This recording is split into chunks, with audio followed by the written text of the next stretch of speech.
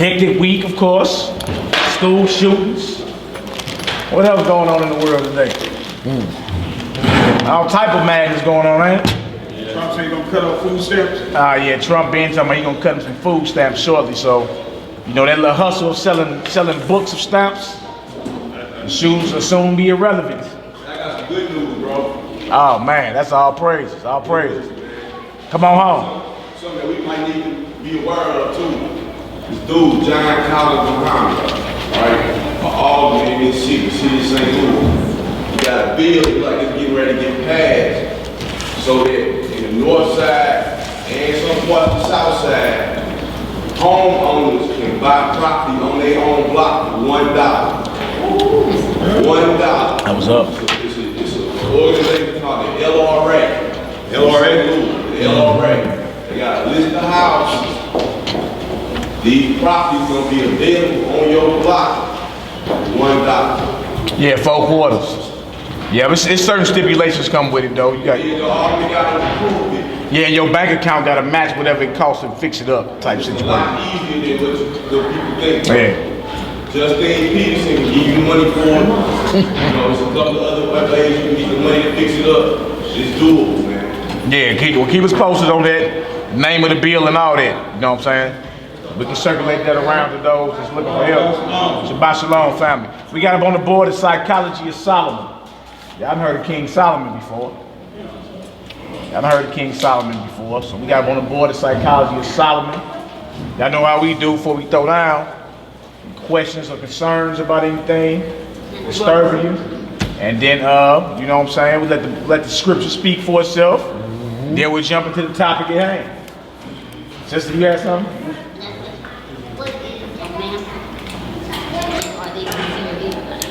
Oh yeah, you got 2 definitions of mamzer. One is what they call a mongrel or mixed breed. You feel me? Then the other definition, which fits most of the scriptures that people bring up, is a child of incest. So it's 2 definitions, right? Now you look at it and say, well, that's anybody that's of mixed breed, and that means we all mess around and be mamzers, right? Then you got certain people like Ephraim and Manasseh, who had an Egyptian mama, but Jacob blessed them. You feel me? So when you're dealing with mamzer, just make sure you're dealing with the appropriate definition.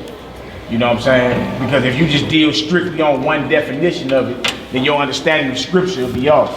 But if you were saying a child of incest, then that just got to do with certain priestly duties. They can never become a priest of the Most High. You feel me? Like being part of his congregation, like the priest. You got the congregation of the Most High, you got the congregation of the people. To be a priest, you would have to be in the congregation of the Most High, officiate in his temple by certain laws. Now, everybody couldn't be no priest, right? If certain situations came about, then you just didn't make the cut. That don't mean you wasn't one of the Most High's people, he wouldn't deal with you, but you just couldn't make the cut. So most times we hear mamzer in the scripture, when they say a bastard, you look the word up and they say mamzer, it got 2 definitions. If you just run with the first one, then you will have a hard time explaining all these quote-unquote mixed nationalities of people that the Most High was dealing with in the script. You feel me? The other definition is a child of incest. And all it's saying is someone like that could be in the priesthood of the Most High. The priesthood, that is. You feel me? Officiating in the temple. I have excellent question. Anybody else got anything else? But we get down. What was your question? It's about what a bastard was biblically. Understand? So look, let's get into this then. If ain't nobody got nothing, we got up on the board the Psychology of Solomon. We're gonna start in 1 Kings, the 3rd chapter. We mainly gonna be in Proverbs, Ecclesiastes, reading a little bit about the history of Solomon, what he was known for, his ups and his downs, and then allow that for you to examine yourself. Because everything that you desire to be in life successful, Solomon had it 1,000,000 times over. He had all the riches. He built whatever he wanted to build. Every desire he wanted, he pursued. He had all the women. He desired when he had 1,000. Right? And what will make that man say it's all vain though? Out of everything you desire to have, your goals in life. And in the end, you got this man who achieved everything that you will never achieve. You ain't never gonna get on Solomon's level. Solomon's gold is still on the stock market today. They still got his jewels. You understand? He was responsible for one of the world's 7 wonders, the temple of the Most High when it was standing. You'll never reach that level. Right? And what will make a man like that say, look, oh, that don't even mean nothing? Like, how quick do you forget certain things that happen for you? Blessings. You forget them quick. But if I ask you how much money you had in your pocket right now, you'll know down to the quarters in your pocket. Because you count your ones, but not your blessings. And we have short memories. As soon as a blessing go down, you forget about it. All right, so look, we're gonna study the mindset of Solomon today. Psychology means study of mind. Psyche means mind. Ology means study of. So we're gonna study the mind of Solomon, the wisest, most richest man ever. You understand? His ups and his downs. And then you can take this story and apply it to your life. And see where you have a short memory, or when you try to come up with an excuse on down the line. Oh, he's just old. He getting a little long in the tooth, you know. It's okay. Let him do a little sinning. I just start this off, 1 Kings, the 3rd chapter. We're going to start out going into some of this history right here. Very important history. And when you read these scriptures, slow down. Start pulling out of them everything you can when you read. This is not a speed reading contest. You feel me? Like, see who can get through the Bible the quickest. It's all about the understanding. All right? And we're going to start this off in the book of the Kings. Say you come from a line of kings, right? Right. Well, we got a book of Kings. All right? 1 Kings, the 3rd chapter. Let's start at verse 1. Let's get some understanding. We're in the book of 1 Kings, chapter 3, starting at verse 1. And Solomon made affinity with Pharaoh, king of Egypt, and took Pharaoh's daughter and brought her into the city of David, until he had made an end of building his own house, and the house of the Most High, and the wall of Jerusalem round about. What do it mean he made an affinity with Pharaoh? What that mean? He made an affinity with him. Then he go right into a daughter being exchanged as a wife. What you say, Moshe? What you say, Moshe? Lasting covenant or agreement. Yeah. Like a treatment, like a treaty today. You feel me? Like some type of treaty between nations. Like, look, we cool. You feel me? In exchange for this what we got going on, I want your daughter as a wife. Like, men would sit down over nations and discuss business like that.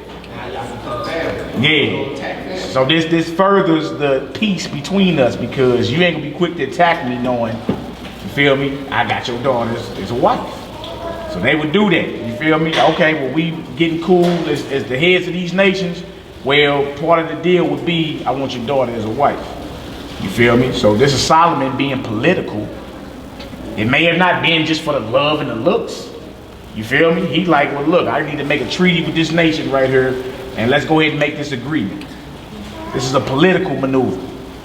All right, come on, Hebrew. Verse 2. Yeah. Only the people sacrificed in high places, Yeah. because there was no house built unto the name of the Most High until those And days. the temple hadn't been built yet. David wanted to build a temple, but the Most High told him, your heart's in the right spot, but you got too much blood dripping off your elbows. You a man of war. It's right, well, for the most part, righteous blood. He was still guilty of killing Uriah, having him killed to take his wife. You feel me? That stain never left David. But his heart was in the right place. He wanted to build a temple, but he's like, you got too much blood on your hands. Your son's gonna build. All right, so the temple hadn't been built as of yet, right here. All right, come on now. And Solomon loved the Most High, walking in the statutes of David his father. Only he sacrificed and burnt incense in high places. And the king went to Gibeon to sacrifice there, for that was the great high place. 1,000 burnt offerings did Solomon offer upon the altar. In Gibeon, the Most High appeared to Solomon in a dream by night. And Yah said, ask what I shall give thee. So And Solomon- he on that level where the Most High actually appeared to him. was dealing with him one-on-one. You know, a lot of folks don't get to that spot in their life. I mean, people claim that, but to be on a level to where you that wise and you feel me, you connected with the Heavenly Father like that, to where he deal with you. Huh? All right, let's read, Hebrew. Verse 6. Yeah. And Solomon said, Thou hast showed unto thy servant David, my father, great mercy, according as he walked before thee in truth and in righteousness and in uprightness of heart with thee. And thou hast kept for him this great kindness. And thou hast given him a son to sit on his throne, as it is this day. Right out the gate, he bring up his father David. Your righteousness or your wickedness does affect your children. Right? Because David was so down with the Most High, even though he tripped it a few times, he was so down with the Most High, based off of how, the work he put down, Solomon was spared. You feel me? Even when Solomon went off, Solomon was spared based on the fact that his daddy was putting it down. Like, yo, what you do affects your children in some way, shape, form, or fashion. All right, come on, Hebrew. Verse 7. Yeah. And now, O Lord, my power, thou hast made thy servant king instead of David, my father. And I am but a little child. I know not how to go out or come in. Yeah. And thy servant is in the midst of thy people, which thou hast chosen, a great people that cannot be numbered nor counted for multitude. Give therefore thy servant an understanding heart. Give your servant a who? An understanding heart. Heart meaning your mind. In order for me to rule this people, I gotta have an understanding mind. See, I'm just a child. I don't know how to go out or come in. So the Most High asked him, what you want of me? What do you require of me? And he say, I'll give your servant an understanding heart. Out of anything you could have asked the Most High, he asked for understanding. All right, come on now. Give therefore thy servant an understanding heart, Yeah. to judge thy people, that I may discern between good and bad. For who is able to judge this thy so great a people? So he basically just asked for wisdom. I need to be able to judge your people, to discern between what's right and what's wrong. Right, I'm about to rule your people, this nation. I need an understanding heart. This task is too great for me. All right, come on now. And the speech pleased the Most High, that Solomon had asked this thing. See? Come on. And Yah said unto him, because thou hast asked this thing, and hast not asked for thyself long life, neither hast asked riches for thyself, nor hast asked the life of thine enemies, but hast asked for thyself understanding to discern See judgment. that you ain't asked for riches, long life, or the necks of your enemies. You asked for wisdom and understanding heart. Come on, Hebrew. Verse 12. Yeah. Behold, I have done according to thy words. Lo, I have given thee a wise and an understanding heart, so that there was none like thee before thee, neither after thee shall any arise like unto thee. Wow. To this day, Solomon's name ring bells. They talk about King Solomon, whether it be good or bad. Right? And even us, to this day, even though we know he went off, we still read Proverbs. We still read Ecclesiastes and Wisdom of Solomon. We still read Solomon's works to learn from where he slipped at. All right, come on now. Verse 13. Yeah. And I have also given thee that which thou hast not asked, both riches and honor, so that there shall not be any among the kings like unto thee all thy days. Solomon is elevated at this point. He's like, look, I'm gonna hook you up. Nobody before you or after you will even compare to how I'm finna deal with you. That's major. All right, come on, Hebrew. And if thou wilt walk in my ways, It's always conditional though. It ain't like, okay, that's what it is and Solomon's free just to do whatever he wants. When the Most High deal with you, it's always conditional. It's not unconditional. It's conditional. If you love me, keep my commandments. Right? The scriptures say the Most High hates evil. He hates the sinner. In your mind, you're like, no, but the Lord loved me. Not if you're doing everything that's against him. You feel me? If you continue to keep going against him, he got a spot for you. So he tells Solomon, look, I'll deal with you. I'll honor what you're talking about. I'll make you greater than everybody that came before you and after you. But you gotta keep my charge though. You gotta obey the rules. Stipulation. So it's not unconditional love, we just learned that. It's conditional love. You can't come to the Most High and expect him to forgive you and you ain't willing to change and turn away from evil. All right, come on now, let's get it. Verse 14. Yeah. And if thou wilt walk in my ways, to keep my statutes and my commandments as thy father David did walk, then I will lengthen thy days. And Solomon awoke, and behold, it was a dream. And he came to Jerusalem, and stood before the ark of the covenant of the Most High, and offered up burnt offerings, and offered peace offerings, and made a feast to all his servants. The Most High just appeared to him, confirmed everything he asked. I got you, but make sure you're doing what I command you to do. He wakes up out his dream like, dang, let me go off on the altar to the Most High, thanking him for this, right? Make a feast. Let's read. Verse 16. Yeah. Then came there two women that were harlots unto the king, and stood before him. And the one woman said, O my Lord, I and this woman dwell in one house, and I was delivered of a child with her in the house. And it came to pass the third day after that I was delivered, that this woman was delivered also. And we were together. There was no stranger with us in the house, save we two in the house. So this is a matter, this is a court situation going on. Over a child, custody of a child. Let's see how the king deal with this. All right, let's read Hebrew. And this woman's child died in the night, because she overlaid it. And she arose at midnight and took my son from beside me, while thine handmaid slept, and laid it in her bosom, and laid her dead child in my bosom. And when I rose in the morning to give my child suck, behold, it was dead. But when I had considered it in the morning, behold, it was not my son, which I did bear. There's all type of madness going on here. A baby died, you done took the live baby, claimed it is yours, and put the dead baby over there with her. Right? And Solomon got to judge this matter. Remember, he's asked for a wise and understanding heart.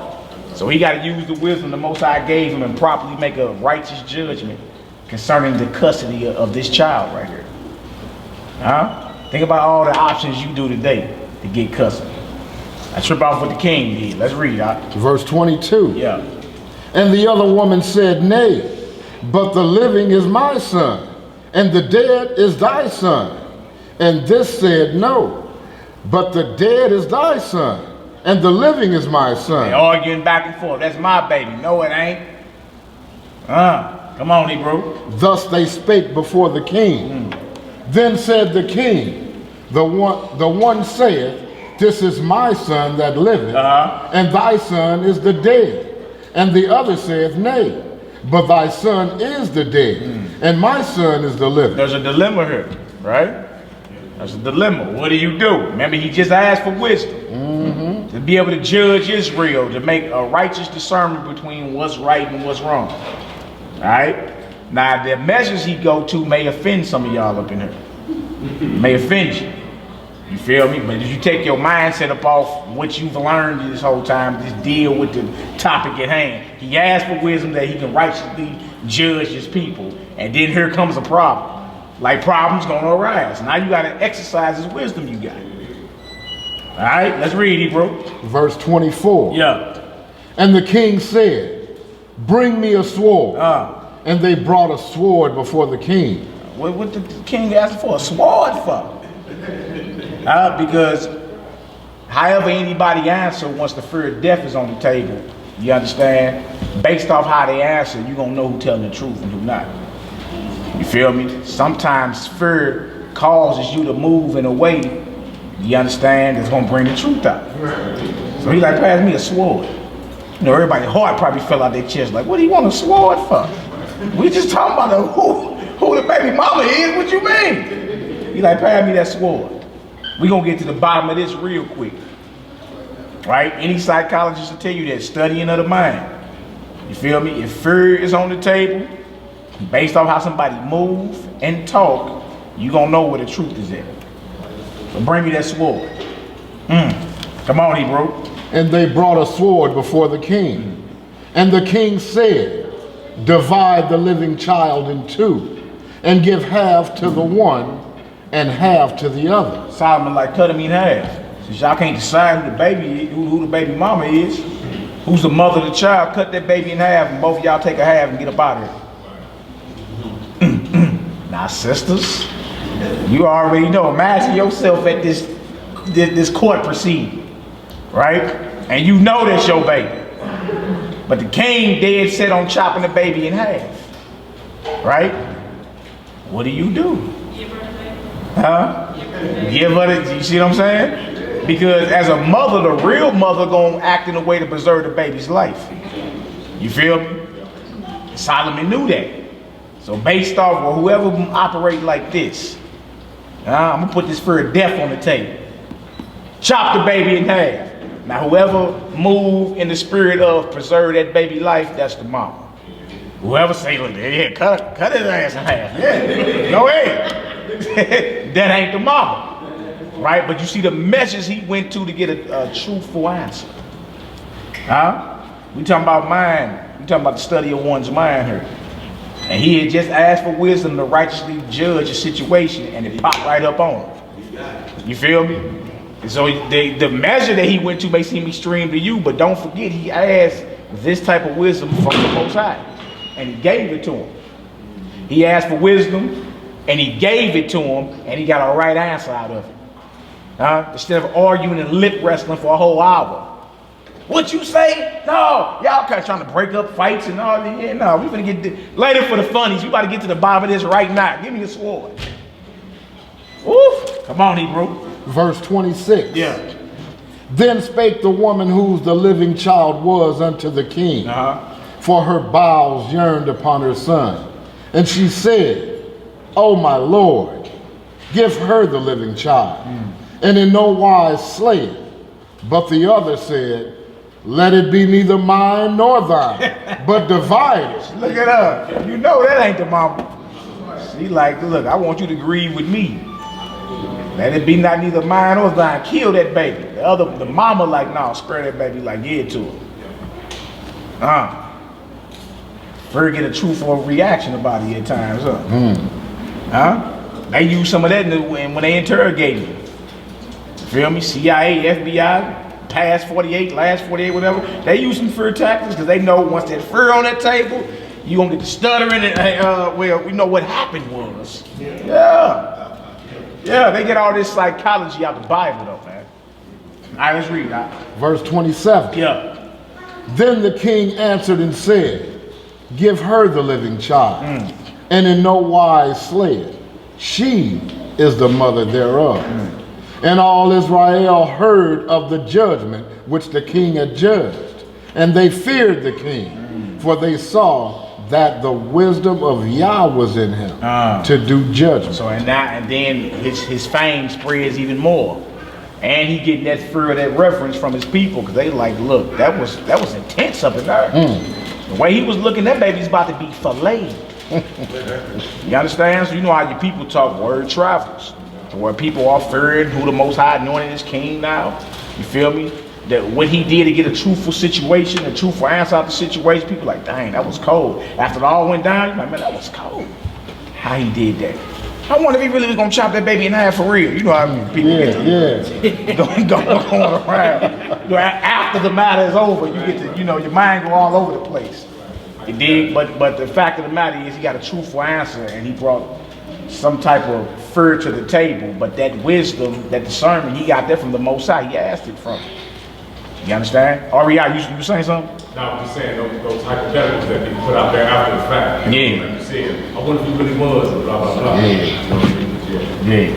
All right, so we got that 1 Kings chapter 3, right? Solomon asked for understanding, wisdom, to judge his people, and the Most High like, look, I'm going to give you that plus riches, plus glory. I'm going to give you everything you didn't even ask for. So seek ye first the kingdom of the Most High and his righteousness, and everything will be added to you. Messiah said it centuries later. You feel me? But Solomon was even going through that back then. If you seek the kingdom first and its righteousness, whatever your heart's desire, you can have. But play at your own risk. Enter at your own risk. You know, if ain't a lifeguard on duty, they tell you swim at your own risk. Just dealing with wisdom, there's righteousness and there's wickedness. There's people wise in the evil mouths. Passover short leggers, Passover rehearsal. Y'all make sure y'all handle y'all business. Don't be sneaking out of class.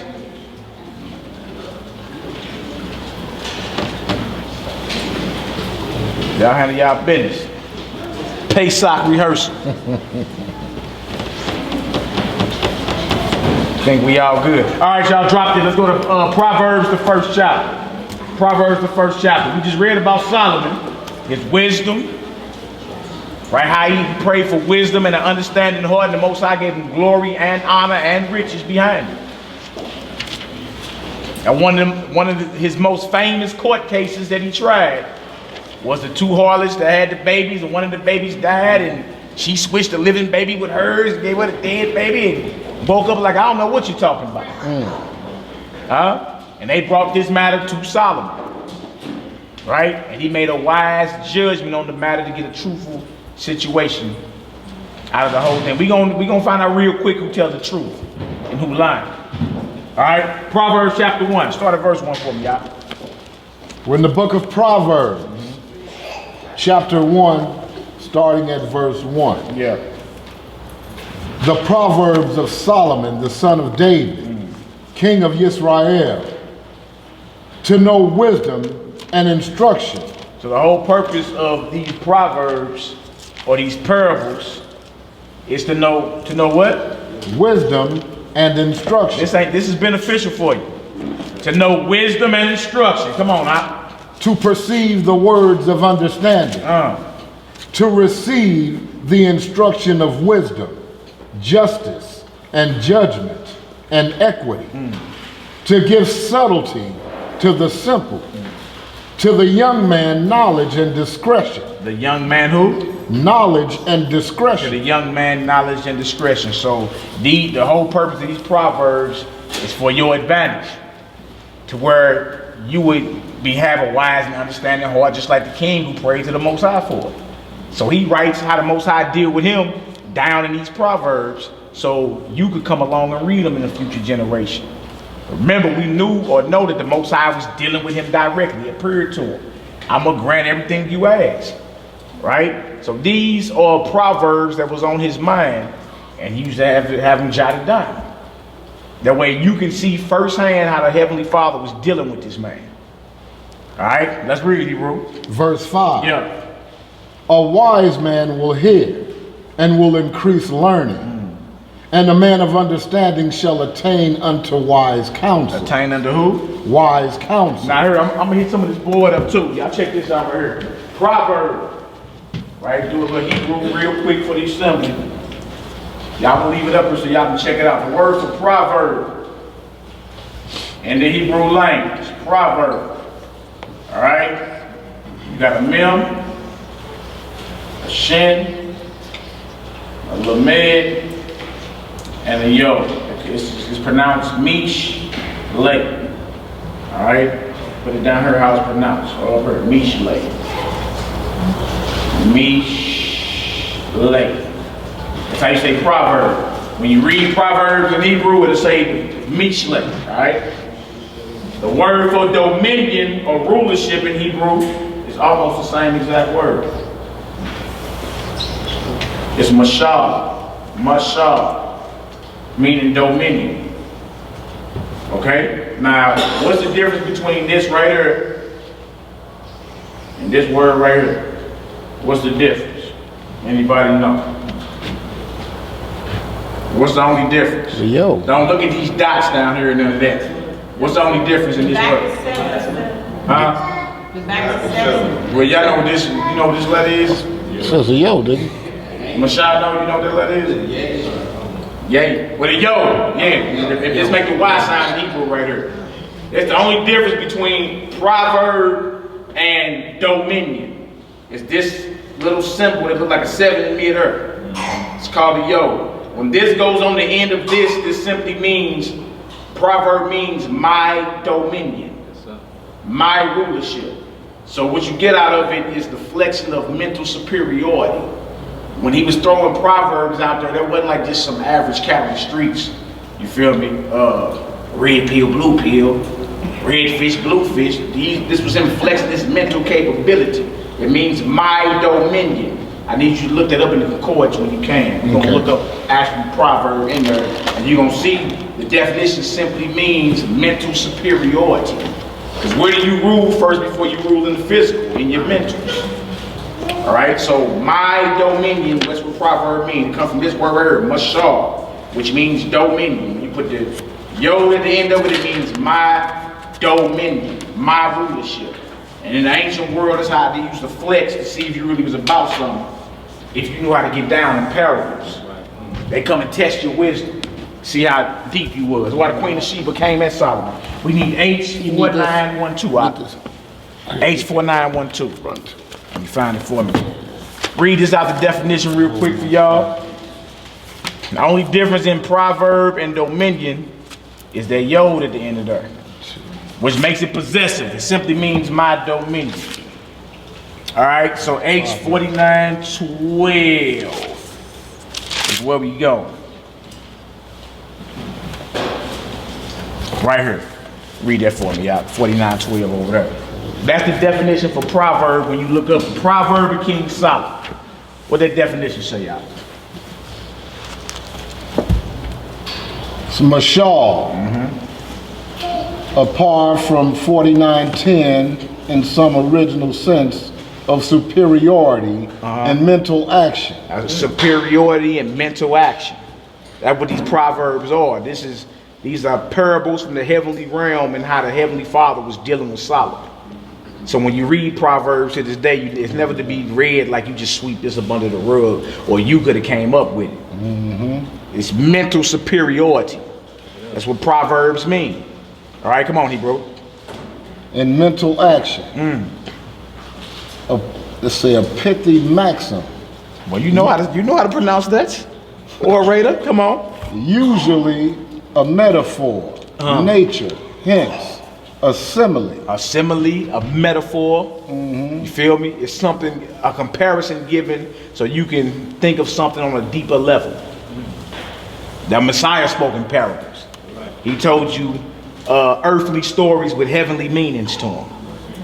Whether it was fishing, planting seeds, building, everything he taught had to do with something higher than what you were seeing right there in front of you.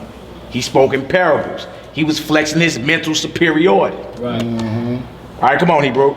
As an adage, poem, discourse, byword, like, parable, proverb. That's what a proverb is. And it comes from the same word as dominion. Mental superiority. Meaning those that are wise will have rulership. That's what they go into. Better that than a rich, foolish king. Y'all seen Game of Thrones, that one little joker became king? Joffrey. Well, he's foolish though. He's a tyrant. The wise will have rulership. Somebody ask something? Go ahead, Al. You say who, Hebrew? Dominion, rulership, dominion, mashal. Proverb is mishle. It's the same word. You got a yod at the end of it. And when you see that yod at the end of anything, it becomes possessive. It means my dominion, my wisdom, my rulership. All right? And this is what Solomon asked the Most High for. All right, so let's get back to Proverbs chapter 1. Notice it said in here to know wisdom and instruction, right? To perceive the words of understanding, to receive the instruction of wisdom, justice, judgment, and equity, that gives subtlety to the simple, right? Subtlety or discretion to the simple. You feel me? Simple simply means those that are naive. You feel me? Really don't think matters through. So it's to give discretion to you. All right? So these proverbs that Solomon asked from the Most High, you understand, it's all for your embetterment, not to destroy you. All right, let's read out. Verse 5. Yeah. A wise man will hear and will increase learning, and a man of understanding shall attain unto wise counsel. To understand a proverb and the interpretation, the words of the wise and their dark saying. Yeah, that's what the whole purpose of Proverbs is. All right? So you can get on a level. Everything ain't surface level when you're dealing with the script. Come on now. The fear of the Most High is the beginning of knowledge, Wow. but fools despise wisdom and instruction. So it says the fear of the Most High is the beginning of knowledge, right? So you can't even understand what knowledge is without the fear of the Lord, without the fear of God. Whatever you think you know, you don't know. You feel me? Or you don't have what true knowledge or the knowledge he talking about. He ain't talking about college credits. He ain't talking about you done pass the bar or something like that. Feel me? He talking about eternal knowledge, jewels that you need to prosper in this life and the world to come. Right? So if you don't have the fear of the Almighty, you haven't even experienced what his knowledge is or his wisdom. All right, come on, Hebrew, let's get it. Verse 8. Yeah. My son, hear the instruction of thy father, and forsake not the law of thy mother. Right, for those as parents in here, you can understand that. You constantly giving your children instructions. Right, that's your job. Your job is to train your children. Not to, turn a blind eye to evil or be their friend. Your job is to train them. And we come right out, my son, look, listen to your father and listen to your mother. Right? Because you ain't going to tell your child nothing that's going to hurt them. All right? Let's read, Hebrew. Verse 9. Yeah. For they shall be an ornament of grace unto thy head, Wow. and chains about thy neck. So if you listen to your father and your mother, you understand? Take it deeper if you listen to the Most High to be a crown on your head and a chain about your neck. You understand? Like listening is beneficial for you in every way, physically and spiritually. And it's just showing, letting you know the Most High crowned you, like you'll be shining. Well, even without physical jewels on, you'll be shining. All right, come on now. My son, Yeah. if sinners entice thee, Yeah. consent thou not. So if you being seduced by, it's peer pressure. That's what I say today. It's all peer pressure, right? But right out the gate, Solomon is letting it be known that, look, if you get seduced by your friends and do something you know you ain't supposed to be doing, don't do it. This the same man that asked wisdom from the Most High to discern between right and wrong. And he has to pass this to his children. Why was you wise if you ain't giving to the short legs? Right? So right out the gate, because you know your children running packs. They got partners and homeboys and homegirls, right? So training memo number 1, look, if you get enticed to do something that's wrong, don't do it. All right, come on, Hebrew. Verse 11. Yeah. If they say, come with us, Yeah. let us lay wait for blood, let us lurk privily for the innocent without Now cause. you see what this is about. This is about a strong arm robbery and shed innocent blood. About to go down. Right? We see this all too well. In a society that doesn't promote the commandments of the Most High, there's going to be lawlessness. So this just turned real because your child could be in a situation to where they being seduced to shed innocent blood and rob something, which is totally against the Most High. All right, come on, Hebrew. Let us swallow them up alive as the grave, and whole as those that go down into the pit. No regard for life. So you already know if there's no regard for your God, there's no regard for his people. Right? If you've been told the whole time your God, you're not accountable to him. There's no laws to follow. You understand? You end up becoming an enemy of his, so the brother sitting next to you, you don't care about. I hear you talking, you don't care about. As soon as you inconvenience and you need to go do something, you're going to go do that. If you done spit in your God face, the man next to you don't mean nothing. That's what's happening in this little crowd right here. They like, look, let's swallow them up alive like the grave. Let us work privily for them. Let's shed this innocent blood. Come on, man. Let's get it. Let's read, my brother. We shall find all precious substance. We shall fill our houses with spoil. Cast in thy lot among us. let us all have one purse. Like, yeah, let's agree to it, and then whatever, you know what I'm saying, we get, we'll split. But you notice you still, as the one so-called being peer pressure, still have to agree to go. You feel me? That's why you got to train your children to stand up for the right thing, period. Later for peer pressure and being embarrassed. We used to laugh at Trey growing up, boys in the hood. Trey was like, let me out the car, oh, a dough, let me out the car. And we grew up in a society where you like, oh, man, you weak, you soft. But he actually did the right thing. Let me about this car. You see what I'm saying? Everything's backwards here. You look at Trey like he was wrong. But in spirit, Trey was right. Let me out this car. You understand? Because y'all about to go shed some blood and I don't want no parts of it. That's how your children got to be. You got to arm them with that spirit. You feel me? To be bold in the Most High. They don't like it, tell them call you daddy. Now I come up there.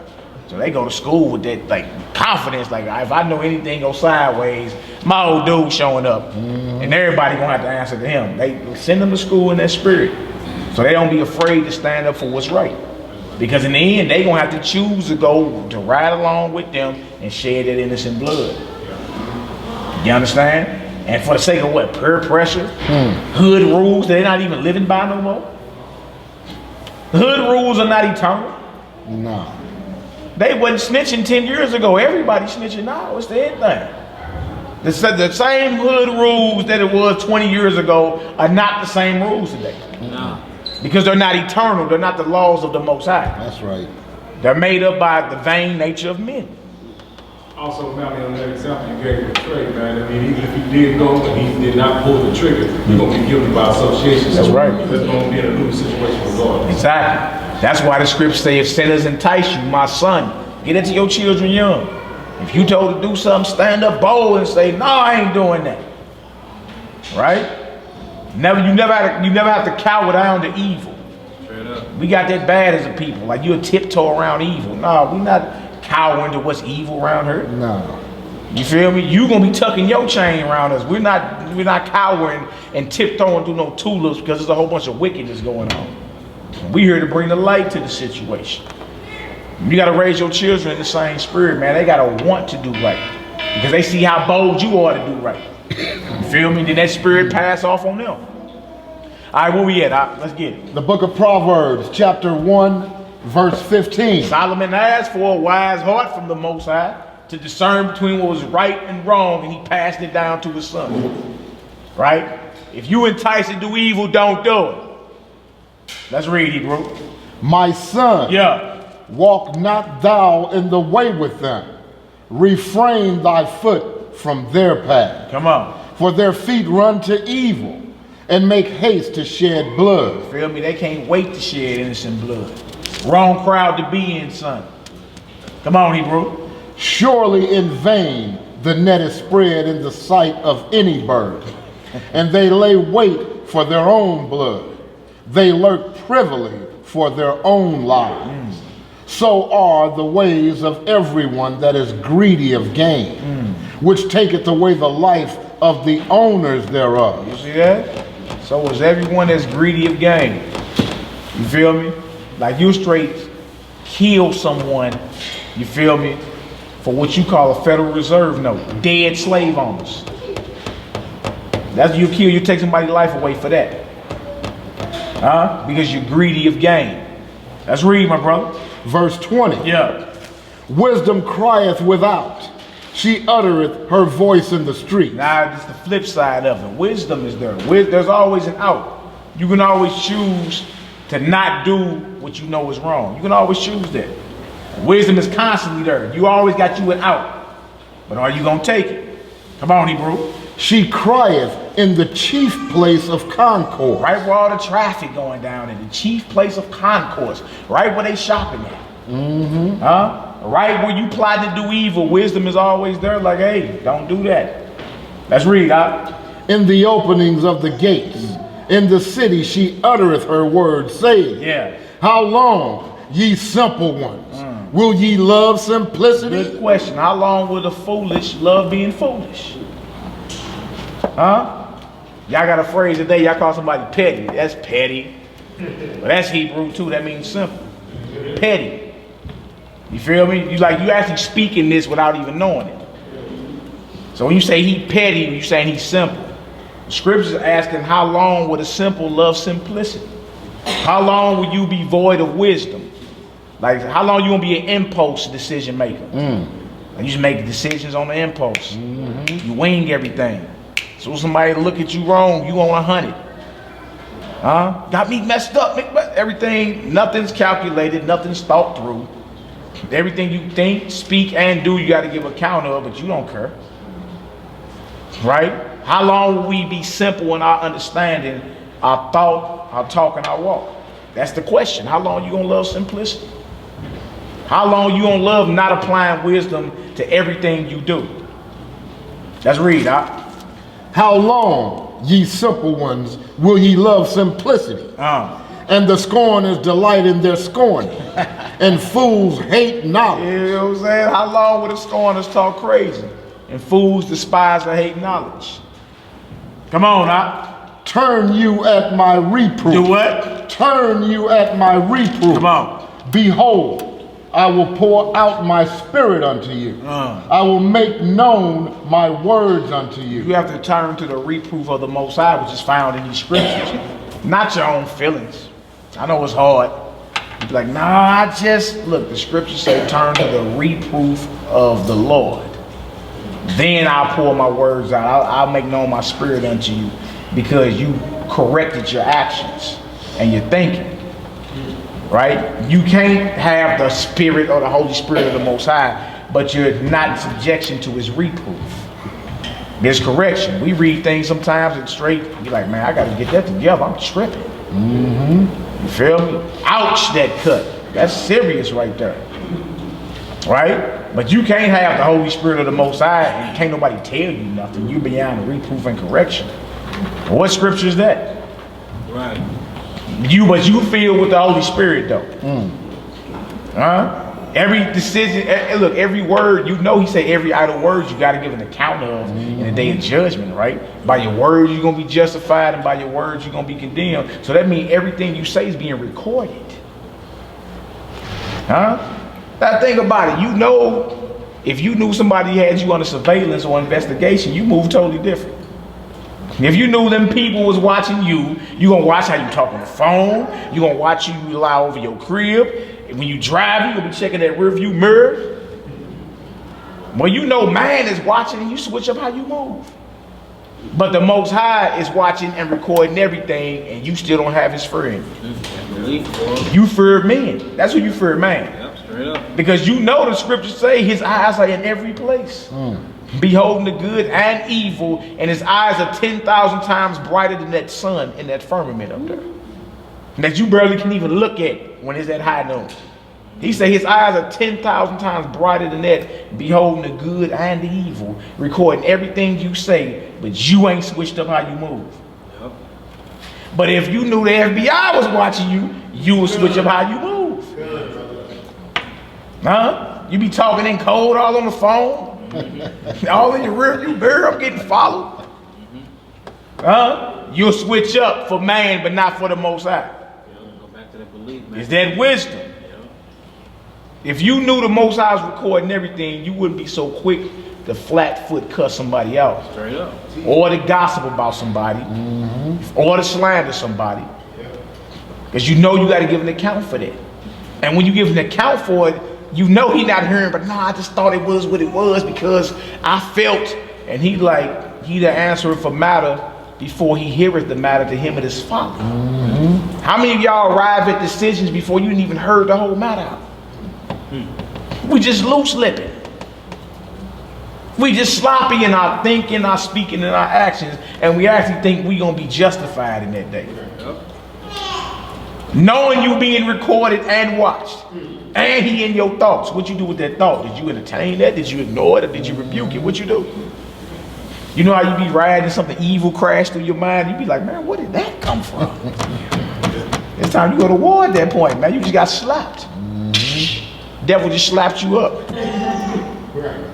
And you can either ignore it like he ain't finna slap you again, Huh? Or you can entertain it and say, thank you, sir, may I have another? Or you can move out the way, rebuke them, cut them with the word. That's what you called to do. Let's read, my brother. What else we got over here? We're in the book of Proverbs, chapter 1, verse 24. Yeah, Because I have called, yeah. and ye refused. I have stretched out my hand, and no man regards. So you mean you swiping left on the Lord? You know how somebody call your phone, you want to talk to them? You swipe left to the red phone button over there, end the call. He said, I've been calling, but you ain't been picking up. I've been giving instruction, but you've been leaning to your own thing. Right? I mean, it's for all of us, men, women, and children. You know that point in your mind when you start compromising, when you know what the Most High say, but you like, well, he probably ain't gonna be mad for me if I just do this. Wrong mindset. Wrong mindset to be in, especially when you send your children to school and you expect them to act right all the time.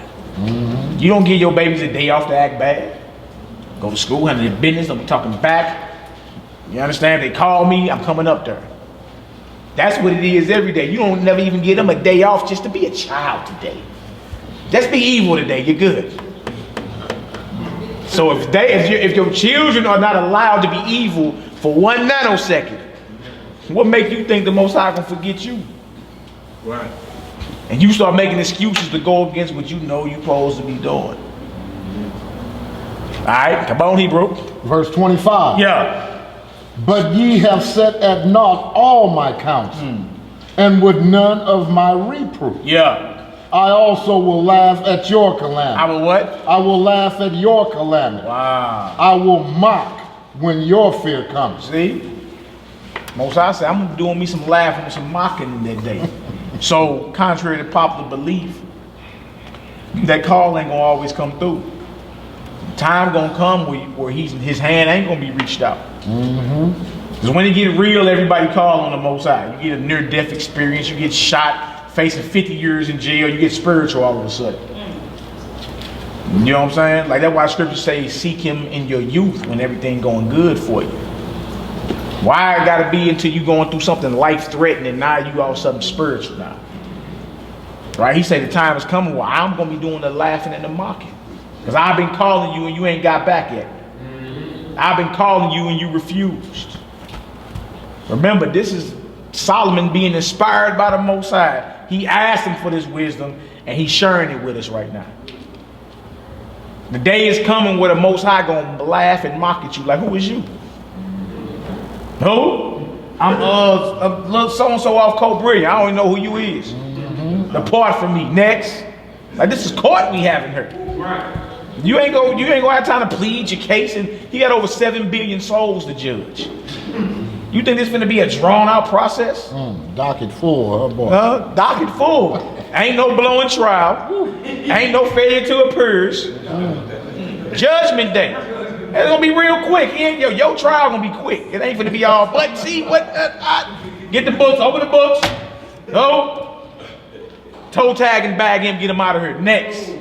Ain't no continuation. No, ain't none of that. Ain't gonna be no long, weak trials, none of that. He got over 7 billion souls to judge. You talking about every soul that ever came into existence.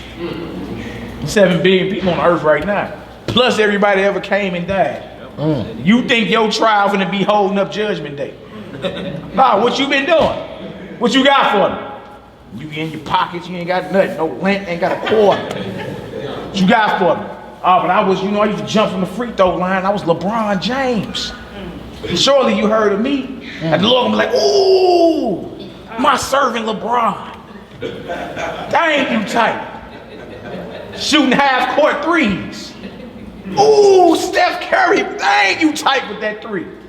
No. Like what you gonna say to the Most High is gonna have him like, ooh, that was tight. Nothing. You feel me? What you got for me? Like you been keeping my commands? What you been doing?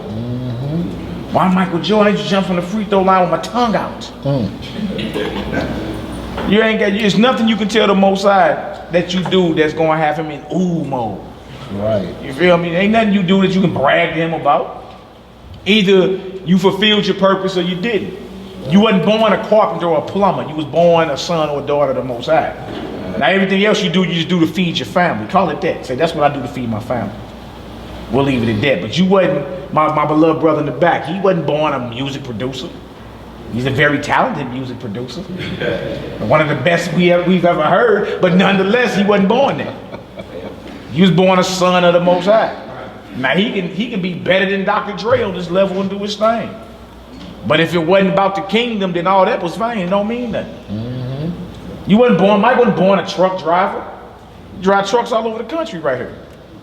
He was born a son of the Most High to fulfill his purpose.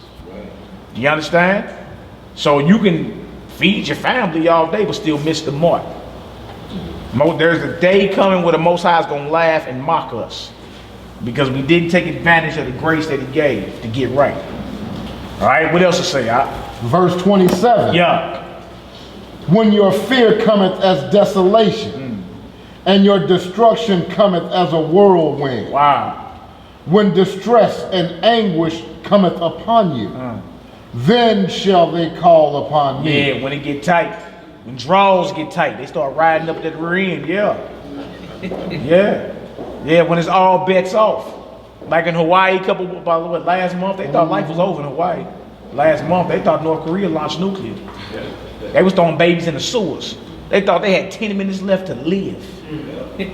When it get real like that, you get to call. You get to call on the Lord. It don't be none of that. Oh, Buddha, save me. Oh, Hotep, Lord. There ain't none of that when it get real. Your soul cries out to its creator. Shalom, Bob. Your soul cries out to its creator when it get real. So he say when your fear and your desolation cometh as a whirlwind. When all hell break loose. Come on, Hebrew. Then shall they call upon me, but I will not answer. Wow. They shall seek me early, but they shall not find me. For that they hated knowledge and did not choose the fear of the Most High. Yeah, because you don't know knowledge unless you have the fear of the Most. We talking about heavenly knowledge. Unless you got that fear and that deep reverence for the Most High, like everything I think, say, and do, I'm being recorded. That means everything you do on the other side of midnights, that you know you ain't supposed to be doing, that you feel smaller than that when you get done doing it, all that is being recorded. Evidence being stacked against you. You know that he's still going to try to block him out later on tonight. Right. I'm going to block him out. Yeah, it's all good. Surely he's going to forgive me. Unless you got that fear like, I know daddy is watching. He got eyes everywhere. You understand? Then you don't know wisdom or knowledge. Because everything you do, you feel you ain't accountable. And you feel as if you can blame somebody. Adam tried to blame his woman. No, that's not going to fly either. You try to blame somebody, that's the deflection. You know what I'm saying? When you know the heat is on you and you say, but so-and-so, you ain't say nothing to them. Yeah, no, sit in that hot seat. Come on, Hebrew, let's get it. Verse 30. Yeah. They would none of my counsel. Come on. They despised all my reproof. Therefore shall they eat of the fruit of their own way.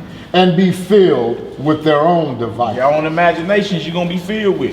You don't want the Lord's reproof? You don't want to get down with him? Lay down then. That's cold though. You say, well, dang, not my God. What you mean? Not my sweet Jesus. See, you want to serve a God that don't hold you accountable. You want to be free to do whatever you want. There's a religion called Thelema out here. You can join that. Made up by Satanists. They only law is do what you want to do. Fulfill every erotic desire. Do what you want to do. That's what you're here for. But your soul know better. So when it comes to rules and discipline, you don't want that. When I say you, I'm speaking about us as a people in general. And speaking about, you know what I'm saying, us down here per se, but us as a people in general. You don't want to be accountable, period. In your relationships, you don't want to be accountable. Dealing with the Most High, you don't want to be accountable, right? Even though you live in a world that has all type of laws and bylaws. You can't get a job and do what you want to do. You can't go take a test at school and answer, well, I answer how I want to answer. You gonna what? Flunk that test, buddy. Everything has accountability. Everything. So when it comes to the Most High, the Negro has in his spirit that he doesn't have to be accountable. That's the wrong mindset. You see how slick and snot Satan is, boy? He showed them food our people. Accountability is off the table. Everything I think, speak, and do, I ain't gotta even answer for that. I'm cool. Come on, Hebrew. Let's read. That ain't what we reading right here. All right, come on now. Verse 32. Yeah. For the turning away of the simple shall slay them, Ooh. and the prosperity of fools shall destroy You know what them. he say? The turning away of the simple shall slay them. If the simple are those that are not taking heed to the reproof of the scripture. Right? If you turn away from that, that's going to be your death. You say, dang, why I got to be like that? Everything, look, how that little baby stick a metal knife in a socket somewhere.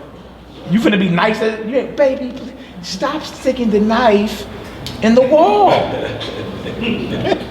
Huh? You like, get yo, did I tell you? So that baby, you know, like, why did you love that baby? You don't want the baby to electrocute itself. And the way you got them to recognize and make a wise decision, was it a smooth soliloquy? Was it, Eve, stop, baby. No, don't stick the fork in the socket, daughter. Get yo, I told you. And they like, dang. Is that serious? But they understood it, that it's life and death. That's serious. So even the baby, based off how you react, and start switching up. Like, dang, I'm tripping. I see the way Big Mama was acting after I did that. Let me not do that no more. But you did it because you loved her, right? But if the baby continue on and say, I'll later for what my mama talking about, whatever, I'm gonna stick me some forks in that electrical socket. Eventually that child is gonna get hurt. So when it says the turning away of the simple shall slay them, that's the truth. You can't get mad at the Most High and you make these same judgment calls every day. It may not be nice. You feel me? A correction don't come off. Nobody got to speak smooth to you every time. Correction is grievous. This is what it is, but it make you examine yourself and say, you know what, I'm tripping. Sometimes you got to be jawed awake, man. You know, sometimes you can't come in the room and, you know, twinkle, twinkle, little stars. Yeah, try to get my babies up like that. They ain't had that. Hey, get up! Like, you got to straight roll at times to get your point across. But that don't mean there's not love. You feel me? Like, we got everything backwards today. You think you got to be spoken to in your inside voice? You can't be corrected above measure? Your opinion matters? When the scripture said the turning away of the simple is going to kill them. And the prosperity of fools, what did it say, boy? The prosperity of what? Shall destroy The them. prosperity of fools shall destroy them. Because you figure you secure, even though you know the stock market just dropped 666 points 2 Fridays ago. And then when the following Monday came and dropped even further, the world markets lost $4 trillion in 2 days. So many people, pensions and 401ks out the window.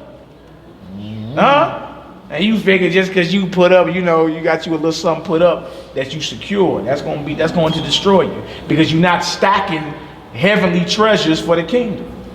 You stacking Federal Reserve debt notes. That's what you stacking. You ain't stacking wisdom, understanding. You feel me? Fruits of the spirit. You ain't stacking that. You stacking things for this temporary existence right now. And even though you see that fluctuating. All right, come on, Hebrew. Where we at? Verse 33. Yeah. But whoso hearkeneth unto me shall dwell safely, and shall be quiet from fear of evil. That's beautiful. So if we hearken to the Most High, we should dwell in safety and be what with evil, and shall be quiet from the fear of evil. Either you believe it or you don't, right? And us taking heed to the Most High, that's making a wise decision. You not listen to him, that's like you building a house on sand. It doesn't have a strong foundation at all. All right, Mama D, what's going on? This last verse is assurance that if you really believe in the Most High, that He will have you.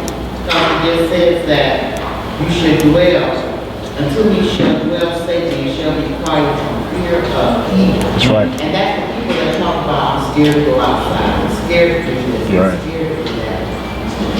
So this is an insurance that gonna tie that. Yeah, he puts a hedge around those that fear him. Let's make your number one priority is the kingdom of heaven.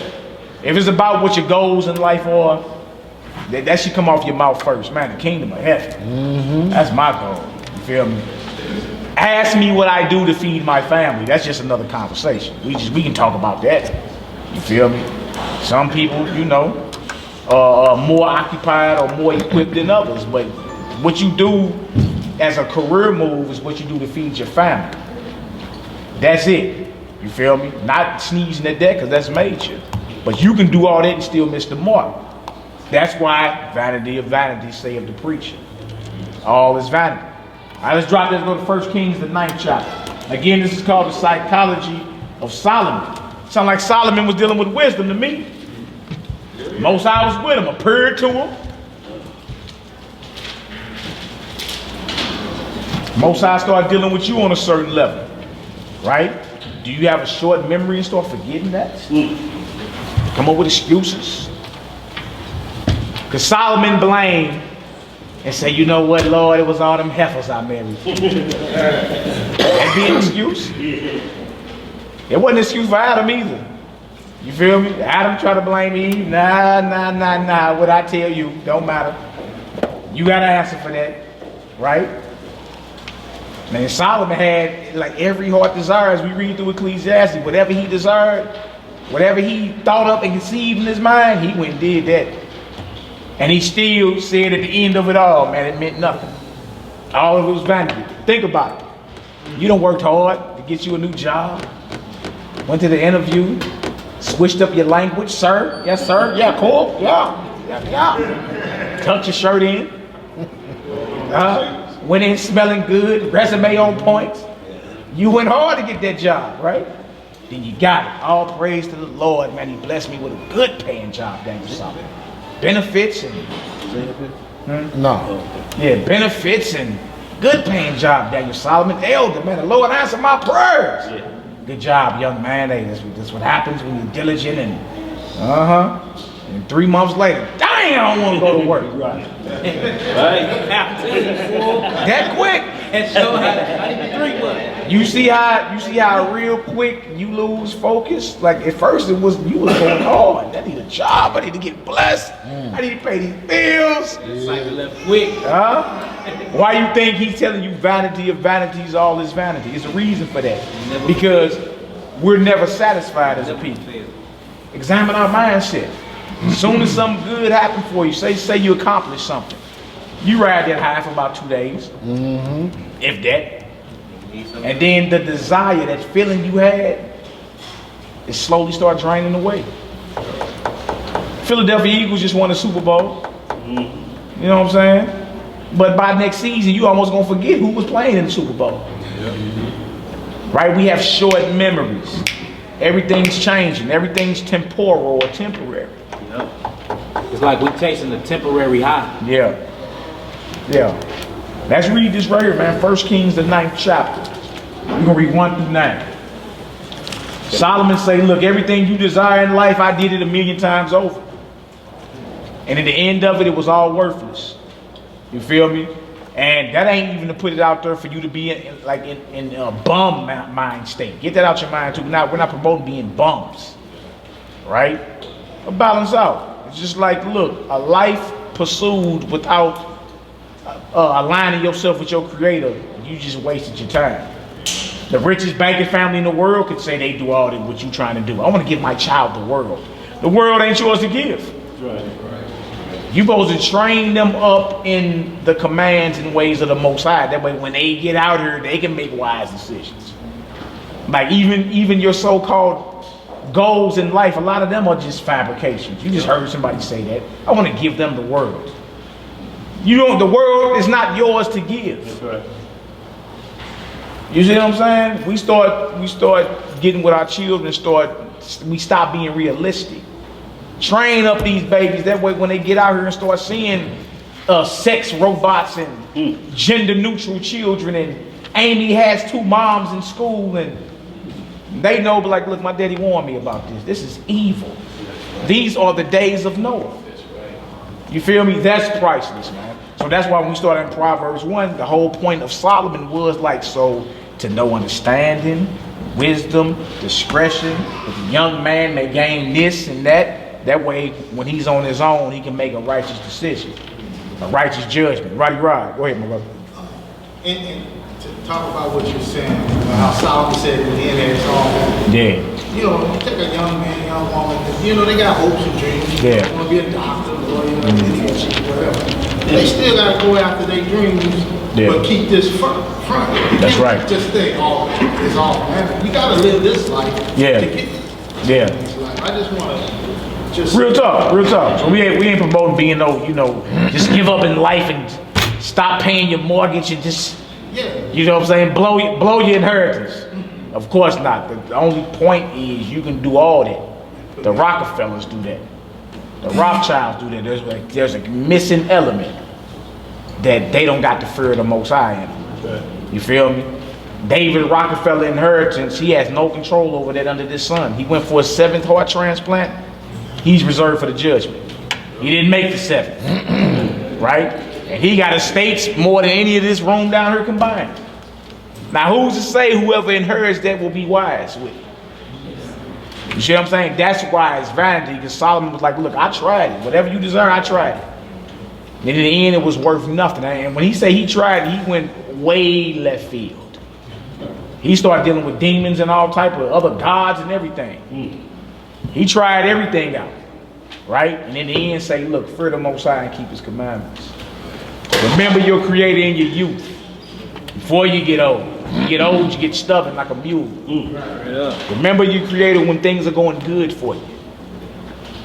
That's what Solomon's going through as you read through the entire Ecclesiastes. He like, look, I did all that, and it was vain, it was nothing. You feel me? Because if I did all that and didn't have the fear of the Most High, it don't even matter. Right? Solomon couldn't brag to the Most High and say, yeah, that's me, Lord. You know, that was me. I built my house, your house. You know, that was me with the flyest Clydesdales. I had the flyest horses, had the baddest wisdom. Didn't even matter if you wasn't on point and doing what you was called to do. All right, so definitely, you know, you hear it. You got to enjoy the fruits of your labor. You feel me? But understand, vanity of vanities. All is vanity. Matter of fact, let's hit that real quick before we do 1 Kings 9. I'm glad you shared that, Rod. Let's go to Ecclesiastes chapter 11. Okay, bro. Let me hit this real quick and I'm coming to you, Johnny. Let's go to Ecclesiastes 11 and we'll come back to that 1 Kings. Because the Bible actually say what Bro Rod just said. Tell the youth to enjoy themselves. Daniel Solomon for you, Rod. Getting Salad this deal. Y'all stepping y'all game up, bud. Where we going? We're going to Ecclesiastes 11. Ecclesiastes chapter 11. I just want to read this real quick. This is Lamb backing off what Bro Rod just said. Ecclesiastes chapter 11. Read start around verse 8 for me, y'all. You said verse what, King? I think it's like verse 8 I'm looking for. Ecclesiastes chapter 11. Start around there for me, just real quick. Okay. Ecclesiastes chapter 11. Yeah. Start at Verse 8. Yeah.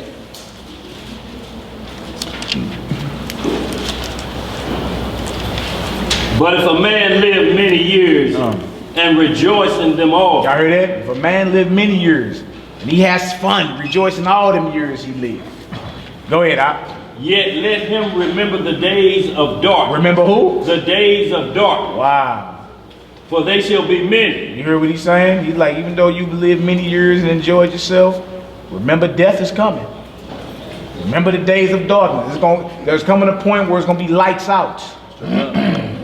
Come on, Hebrew. All that cometh is vanity. All of it's worthless. Right? You can live many years and enjoy yourself and still don't have in your mind that, look, they going to be looking down on me in that casket one day. We just left a funeral. Beloved brother. This week. You understand? And for those that's spiritual, you couldn't help but say, one day y'all gonna be looking at me. Yeah. Like where he at, you gonna be looking down on me one day. Keep breathing.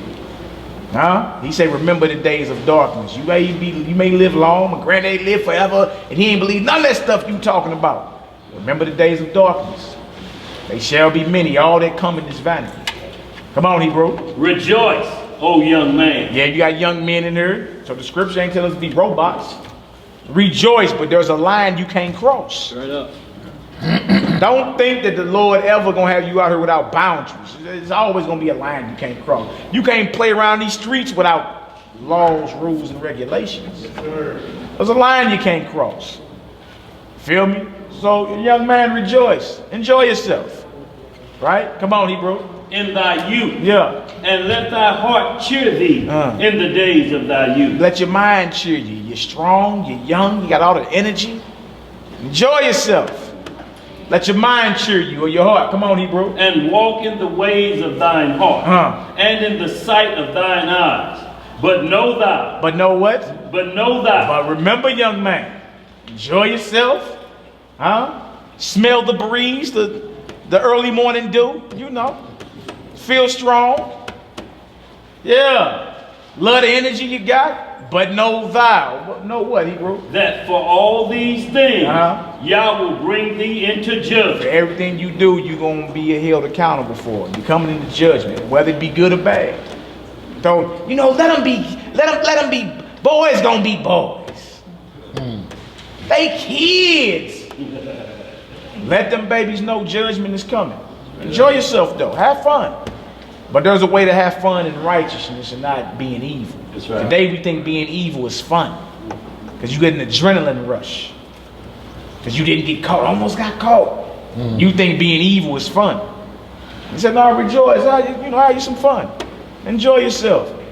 But just because you're enjoying yourself, guess what? Swim at your own risk. You want to play this game? Enter at your own risk. Know there's still a judgment coming. So that, guess what? Makes the youth say what? Let me balance out. Yeah, I want to have fun, but I got to always remember there's accountability. That if I'm in my youth and I start being evil, that will not be an excuse to the Most High to let me in his kingdom. I was young, Lord. Nah, tell the youth have fun, but remember judgment day is coming. Then even they'll be circumspect in the moves they make. Come on, Hebrew. Therefore, remove sorrow from thy heart. Yeah. And put away evil from thy flesh. Come on. For childhood and youth are vanity. Oh, what? Vanity. Childhood and youth are vain.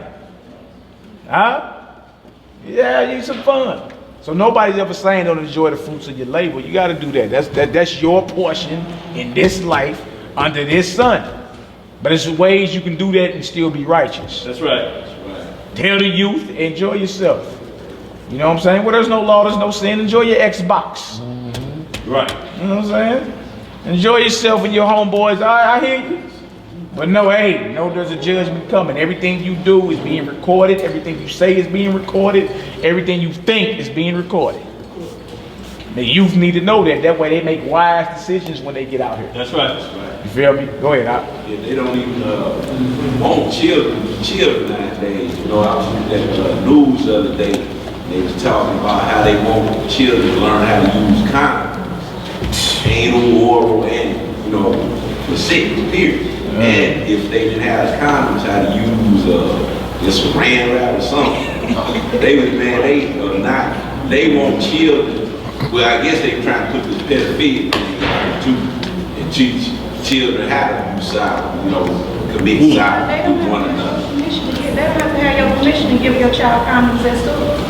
They go to the nurse and she'll give them to them without ever. So you don't have to. This 11 years old. This is talking about 6th grade. As accountability, because that's at the root of that. You feel me? You can have sex without accountability. On occasion. You feel me? Like that's at the root of that. That's why you think they starting them young and giving up rubbers in school. That's right. Because in his mind, he's like, oh, okay, I can have fun, but a baby won't come behind it more than likely. Roll the dice. Well, And if she get on my nerves, then I can, just get rid of her. There's no accountability. Right. There's no accountability. You understand? So always look at the root problem of these agendas that they pushing. Yes, sir. Johnny has something. I'm coming to you. Johnny has something before you. Go ahead, Johnny. This question is directed toward Yasin. Hey, Yaki King Yaki. I've been chasing this saying that you always use that everything's an illusion. You know, he living in an illusion. What's that word you always use? What? Is he living in an illusion? Matrix. That's the Matrix, you know what I'm saying? I'm just trying to move into that reality. Now you with it right now. Like this gotta die, right? And then you go back to what you came, right? So this is an illusion, this is a matrix, this is the program that you in. And what you do inside this program with your body is what your soul gonna take the hit for when you go back to where you came from. So we call this an illusion, a simulation. That's all I'm saying. You know what I'm saying? Like your body, your actual body is a outer expression of your consciousness. That's all I'm saying. So what you do in your body is really what you're doing inside your mind. All this exists because of your mind. If I take your mind from you, put it in a dark tank, would all this exist? Right. Exactly. There you go. All byproducts of thinking. All byproducts of your mind. Positive and using affirmation, creating Positive thing. positive things. Just like you got healthy thinking, then you have a healthy body. You have a sinful mind, you have a sinful body because you do sinful things, and when you die, your mind gets judged for the sins it committed. Right. So what you do in the matrix, or this what we call illusion, you have to pay for eternity. What are you going over now? Vain thinking, vain things. Yeah. Right. Mindset, psychology, what Solomon been talking about. Good. Yeah. Accountability. It is what it is. Sister, you got something? Back to what you were talking about with the children being taught to start, at a young age, being Yeah, train them up. Yeah, commandment. What I was getting ready to ask is the popes. That's what I was going to ask. The popes and the bishops and the people in the Catholic Church, none of them have never been judged for raping them kids. Catholic. They have never been judged. Well, yeah, it's A judgment lot of them coming. have been in I mean, put jail. in jail. They pay out of court. They paid out. Yeah. I mean, even if whatever you think you're getting away with on this side, there's an eternal judgment coming. Right. You feel me? Messiah said he better off you was never born than you tamper with a child. Be better off you was never born. You feel me? So there's an eternal judgment, damnation, the second death that's coming. You Absolutely. feel me? So whatever they get away with, because there's crooked laws, you're gonna have crooked justice. The law's unrighteous. You feel me? So if there's loopholes in the law, it's gonna be loopholes in the justice system as well. It's just what it is. Right? But they ain't forgot that they ain't got away with it in the world to come. Right. You understand? And then certain things start happening too, like, the Most High hit that, start failing that health. You dig? You mess around and die for some type of horrific disease or something. Down in them loin members, yeah. Right. Yeah, certain things get to happen. You ain't getting away with nothing. You may not be doing 100 years in jail behind it. You feel me? But the Most High is he believes in equity. That means justice. You know what I'm saying? Everything a just balance. He believes in that, being fair. You dig? So anybody that you perceive may have got away with, so ain't got away with nothing. Either their mind is being tormented as we speak, you understand? Or they reserved for the judgment, the eternal judgment to come. That's right. Right. You ain't got away with nothing. Right. All right, even though what's the boy Herod and Pilate and them? Yeah. Who was that boy that was Boy. stinking because of them boys? Herod. Worked it out, Yeah, Daniel. King Herod. Like y'all can get into the antiquity of in Josephus. You got Josephus. They talk about him that for him ordering the execution of those Israelites 2 years and under looking for the Messiah. They say he got so sick that he had balls coming out of him, and the balls stank so bad you could smell them 2 blocks away. Yeah. And it says bowels actually fell out. Yeah. See, and that ain't even the eternal judgment. That's what I'm saying. It's like when people be doing things in body, because when you do that, you sin against your own temple as That's well. right. Straight up. So you got judgments that be happening, like with Herod. Yeah. Because of his role in that, Most High started putting plagues on his body. Then you have to be judged eternally as well for what's coming. So Job did something in his body that. Not Job. Herod. King Herod. All right, you got something out? Yeah, same thing happened to Antiochus and That's right. Yeah. That's right. That's right. Because his evil that he was doing, he was tormenting in mind, and Most High started putting violent apparitions on you, start plaguing your body. You feel me? Like you ain't got away with nothing. The Most High know how to pay you back to your face. Right. All right, I need that Ecclesiastes 12 too. Few chapters, few verses. Let me hit this just a minute, man. This is the book of Jasher, is chapter 18, verse 11. And it's just dealing with what our children are talking about. Like bro said, they're introducing everything to them. Because what they're doing is they're reintroducing Sodom and Gomorrah to them again. So that's what the prophecy was. When you see these things, know that it's the beginning of sorrows, y'all. So when you start to see these things, y'all, we can say, man, that's just terrible, but we have to look at the other side of the coin. If these things don't happen, we can't move forward in prophecy. Because they were told that they were going to happen in our generation. So just want to read a little bit of this so you understand what was going on in Sodom and Gomorrah. So when you see it here, it won't be a shock to you. See, this is shock value right now, but it shouldn't be that. It shouldn't be to the point that it makes your heart pound and you don't want to go back out. These things got to come to pass whether we like it or not. And y'all, we ain't seen nothing yet. The sex robots is just the start of it. They got stripper robots now. In Amsterdam, they fired all of the living prostitutes. And replaced them with robots. They don't argue. Ain't never got a headache. Don't have to bring them flowers. Just pay at the door, absolutely. But this is what went on in Sodom and Gomorrah. This is Jasher chapter 18, verse 11. In those days, all the people of Sodom and Gomorrah and of the whole 5 cities were exceedingly wicked and sinful against the Lord. And they provoked the Lord with their abominations, and they strengthened in aging abominably and scornfully before the Lord. And their wickedness and their crime were in those days great before the Lord. And they had in their land a very extensive valley, about a half a day's walk. And in it were fountains of water, a great deal of herbage surrounding the water. And all the people of Sodom and Gomorrah went there 4 times in the year with their wives and their children and all belonging to them, and they rejoiced there with timbrels and dances. And in the time of rejoicing, they would all rise and lay hold of their neighbors' wives, and some the virgin daughters of their neighbors. And they enjoyed them. 4 times a year, so that's seasonal. Huh? Yeah. And each man saw his wife and daughter in the hands of his neighbor and did not say a word. That's great. And they did so from morning to night. Silence is acceptance. Yeah, you said they ain't say a word because they was out doing what they was doing too. Yeah. And they afterward returned home, each man to his house, and each woman to her tent. So they always did 4 times in the year. So y'all, Freaknik ain't just started in Atlanta a few years ago.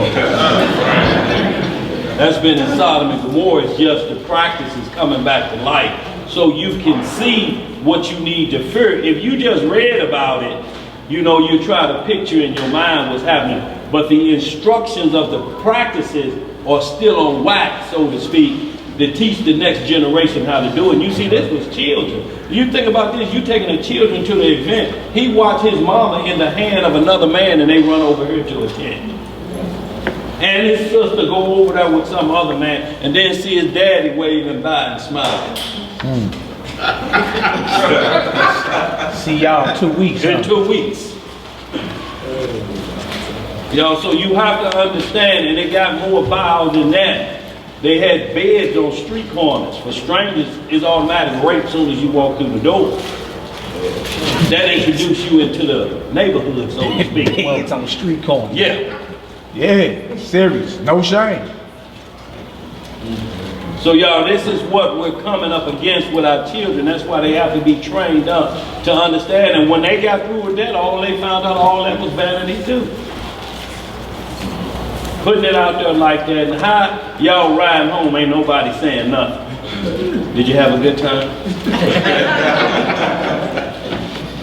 You know the evil that just happened. Let's go to Ecclesiastes chapter 12. Chapter 12, Ecclesiastes chapter 12. We going over the psychology or the mindset of Solomon. Yes, sir. How the Most High appeared to him twice. How he asked for an understanding heart and wisdom. And the Most High gave it to him. We even went and showed that wisdom on display when he offered to cut the baby in half just to get a true reaction out of the true mama. He was flexing that wisdom. It may have seemed extreme to you, but he got a truthful answer. You understand? And then we gonna show as we keep going, how even if that's not held in check with the proper balance of humility, you can fall off. That's right. You come out the most richest, wisest man that ever showed face. You understand? And end up falling off. And you ask yourself, well, what would make somebody like that who the Most High was dealing with directly fall off? Huh? Oh. You think today, like if that was happening with me, I wouldn't dare do that. Really? But you can lose your salvation, huh? Yeah. How quick you forget your blessings. You forget blessings all the time. Yeah. You know how much money in that bank account right now, though, or in that pocket, because you count your money. You don't count your blessings. You count money, though. All right. So we're gonna show how this man was dealing. Very wise, and to this day, even though he went off, we still read his works. You still read Proverbs to get you some wisdom. You talking about from a brother that went to the dark side. Right. Huh? But you still read his works. You read Wisdom of Solomon. You read Songs of Solomon. You want to get into a good love story. You know what I'm saying? How a man and a woman converse with one another when they're in love. And mandrakes in the courts. And that Song of Solomon is very graphic once you get to read. This is in the Bible? Yes, it's in the Bible. How the Most High was dealing with him in his glory. And then how he slipped off. And that can happen, man, unless you go out your grill. You got to go out your grill. You have to have a dose of humility in there to balance off all this power and wisdom that's pouring out. Because you'll fall off. And in the end, you'll be known for you falling off and not the great things you did. People remember them stains. Yes, sir. You remember David and Bathsheba more than you remember David killed Goliath. You remember you talking about David that had old boy killed for his wife? Yeah. That's what you talk about now. You barely bring up David that killed Goliath with a stone and cut his head off with his own sword. You barely bring that story up. Because them stains stick with you. You feel me? And that's why Solomon is known. He's even known in the Mason circles today. He's known in any type of witchcraft that come out. Secrets of Solomon. Gomorrahs and all that. That's Solomon responsible for all that. The Book of Shadows and all that. And how to deal with demons and like Solomon tell you, he said, look, I allowed my heart to go both ways. Because I wanted to know what it was that the Most High had for man under this sun. Huh? And he told you it all was vain. Let's read Hebrew Ecclesiastes chapter 12. So we're going to study someone's mind like that. Like how did Israel forget the Most High just split the Red Sea for them? Then he got on the other side and lost faith and started stanky legs. But you say if you saw the miracle happen, you would still believe. Right. You feel me? Or your level of devotion wouldn't drop. You see miracles all the time. And you forget about it. That's our mindset. Solomon's psychology ain't no different than yours. Same thing. You achieve the things you set out for, get them, lose desire and interest of it quick. Back when you was doing Christmas for the babies. You get them toys. About a more they can care less about. Huh? They all broke and thrown down at the bottom of the steps. You have to work hard to get that. You feel me? Because the eyes never full of seeing and the ears never full of hearing. We're never satisfied. This is a temporary dwelling, a temporary existence, so you don't get temporary pleasure out of it. Nothing is eternal pleasure. Whatever you get, especially if you know you've been doing wrong to get it, when you finally get it, you feel low as a mug behind like that. Straight up. That wasn't nothing. I was doing all that for that. Did all that for that. Come on, Hebrew, let's get it. Remember now thy creator in the days of thy youth, while the evil days come not, nor the years draw nigh, when thou shalt say, I have no pleasure in This this. is beautiful because the end of last chapter that said childhood and youth are vanity. So then he continues his thought and say, remember your creator in your youth when everything is going well for you. Don't wait to get shot and be on life support to get down with the Most High. That's right. Remember the Most High when in your youth, when you're young, when everything is going well for you. Come on, Hebrew. While the sun or the light or the moon or the stars be not darkened, nor the clouds return after the rain. In the day when the keepers of the house shall tremble, Yeah. and the strong men shall bow themselves, and the grinders cease, because they are few, and those that look out the windows be dark. Before everything go bad, remember the Creator. That's the instruction. Not waiting till the last minute. We got that bad. We put the Most High on the back burner. I deal with him when I'm ready. But the Bible says get with him while he can be found. Meaning what? There's a time coming where he not going to be found. We read Proverbs 1, the day coming where he going to be doing some laughing and some mocking. Ooh-wee, you don't want the Most High to mock you. We his people, and we Joan masters. Right. Like you'll get Joan out the house around here. Can you imagine your father? Like if you are a professional mocker or a Jonah, can you imagine the Most High in that day, boy, mocking you and laughing? Like what you want? Right. But Lord, it's me. Who? Now I don't even know who you is. Right. What you doing? What he doing up in her? Right. Well, your heart gonna fall out your chest. Yeah, you might as well go ahead and start that walk left, player. He don't know you. That's gonna be ugly in that day, man. You feel me? You know how it is when you do you a little party and somebody show up and you don't know. What go through your mind for real? What you say? Right. That's the nice way to say it. What they doing here? What you really think? Right. And many, you know, who was this nigga? Right. Let this nigga. Who was this? Right. And then everybody throw the shoulder over the chin over the shoulder like, I know who he is. Right. You getting the grill from across the room. You getting looked up and down like you short. Like I ain't supposed to be here. Like that, you don't want the Most High to look at you like that. You feel me? Because you played him like he was some chump. That's our problem, man. We look at the Most High like he the tooth fairy. Now, God, you can pull out your Nike box at your own convenience. When you ready. That's right. Come on, Hebrew. And the door shall be shut in the streets when the sound of grinding is low. And he shall rise up at the voice of the bird, and all the daughters of music shall be brought low. Also, when they shall be afraid of that which is high, and fear shall be in the way, and the almond tree shall flourish, and the grasshopper shall be a burden, and desire shall fail. Come on. Because man goeth to his long home. His who? Long home. That eternal home. You know what that is? It's talking about death. Remember the Most High before you die, man. Because you gotta go to that eternal home. That long home. Come on, Hebrew. And the mourners go about the streets. Or ever the silver cord be loose. Speaking of your spinal cord. You feel me? Your spine. If your spine is severed from the base of your cerebellum, that's death. Yes, sir. It's a wrap. Remember the Most High before it goes bad for you. Remember the Most High before you on hospice. Remember him in your youth when it's going well. Before everything goes sideways. Come on, Hebrew. Or the golden bowl be broken. Come on. Or the pitcher be broken at the fountain. Or the wheel broken at the cistern. Then shall dust return to the earth as it was.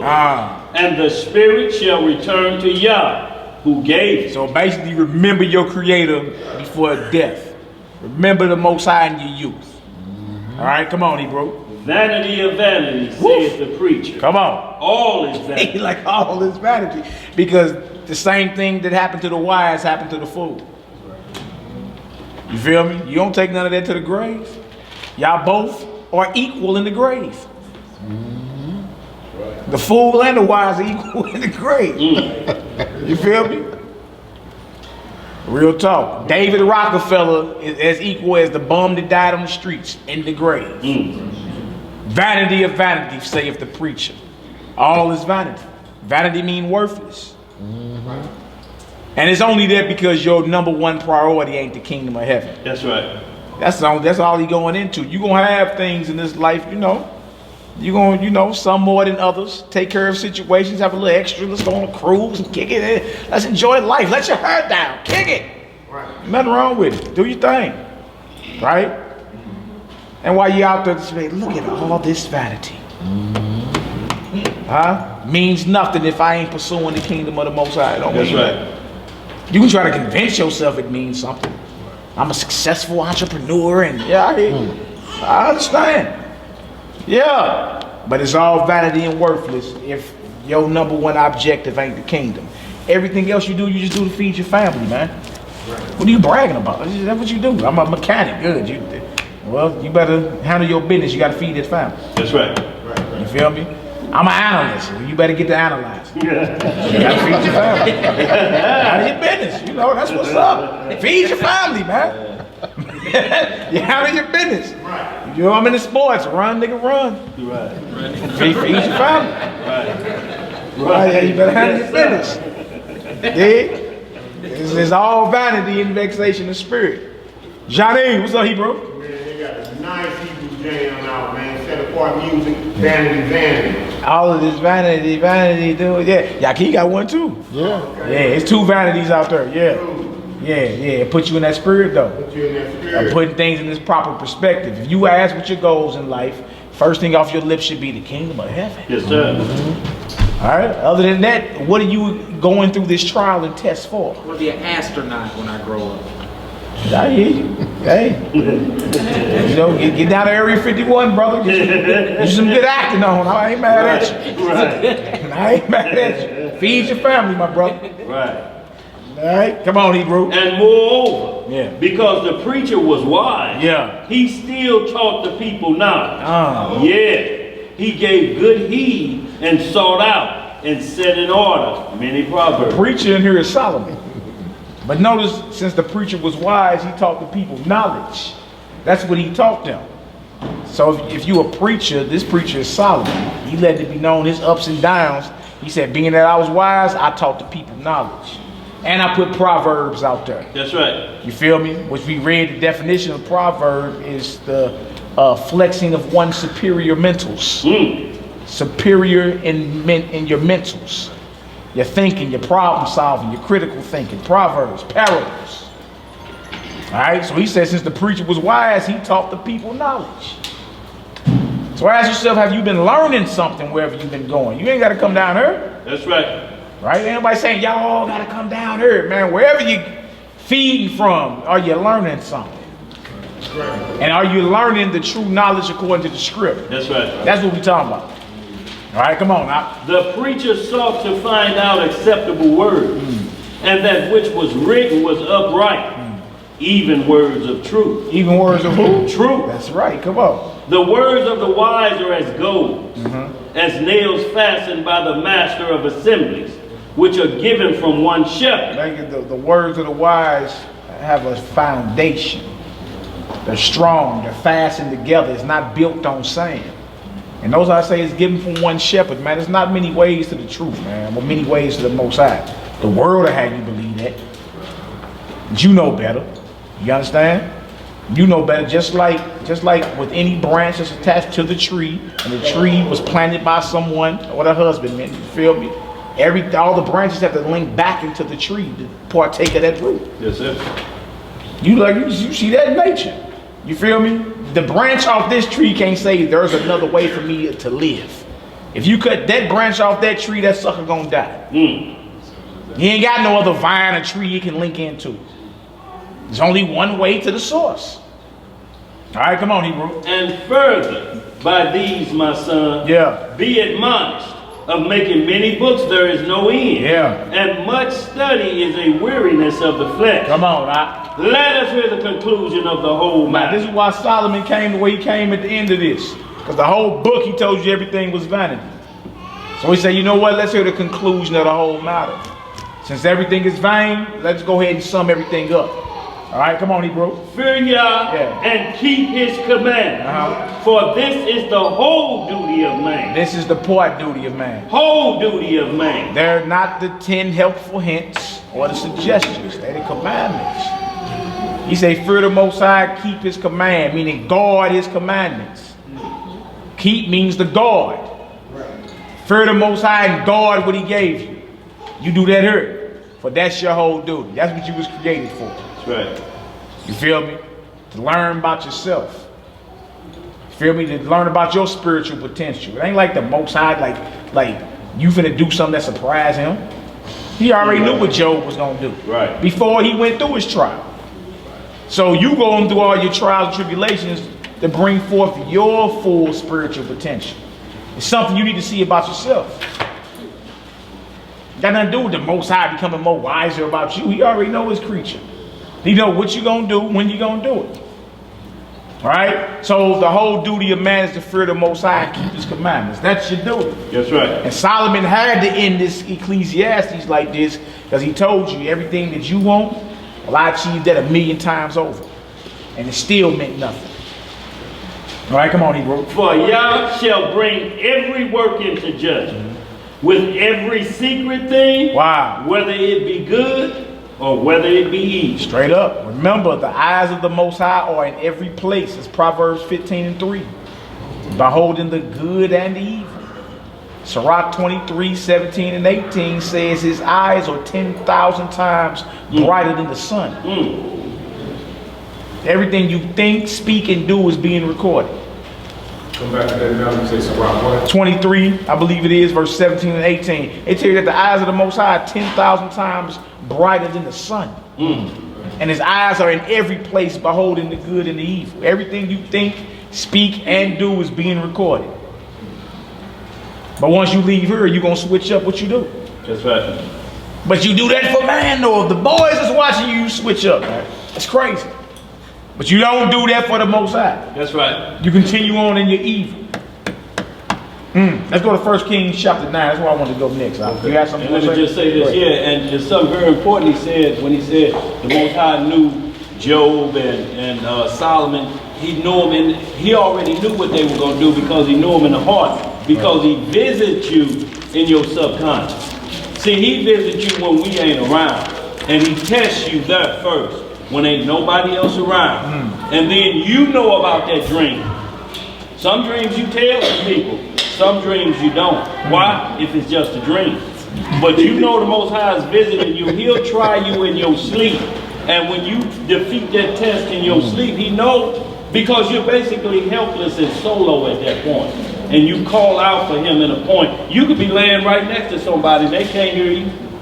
When that devil start riding you and making you think you finna leave away from her, and in your heart, in your subconscious, you call out the Messiah's name, and he leaves. That's when he know you know him. Because you know him in a time where nobody physically can assist you to get him off you. This is one-on-one. You got to deal with the head of the serpent right here, head on front, and tell him to go away. Now he's going to try you 3 times. You always see things in 3s. Peter, cockroach 3 times, the other 3 times of prayer. So he's going to come and he's going to strangle until you, for 3 times, you holler at the Messiah.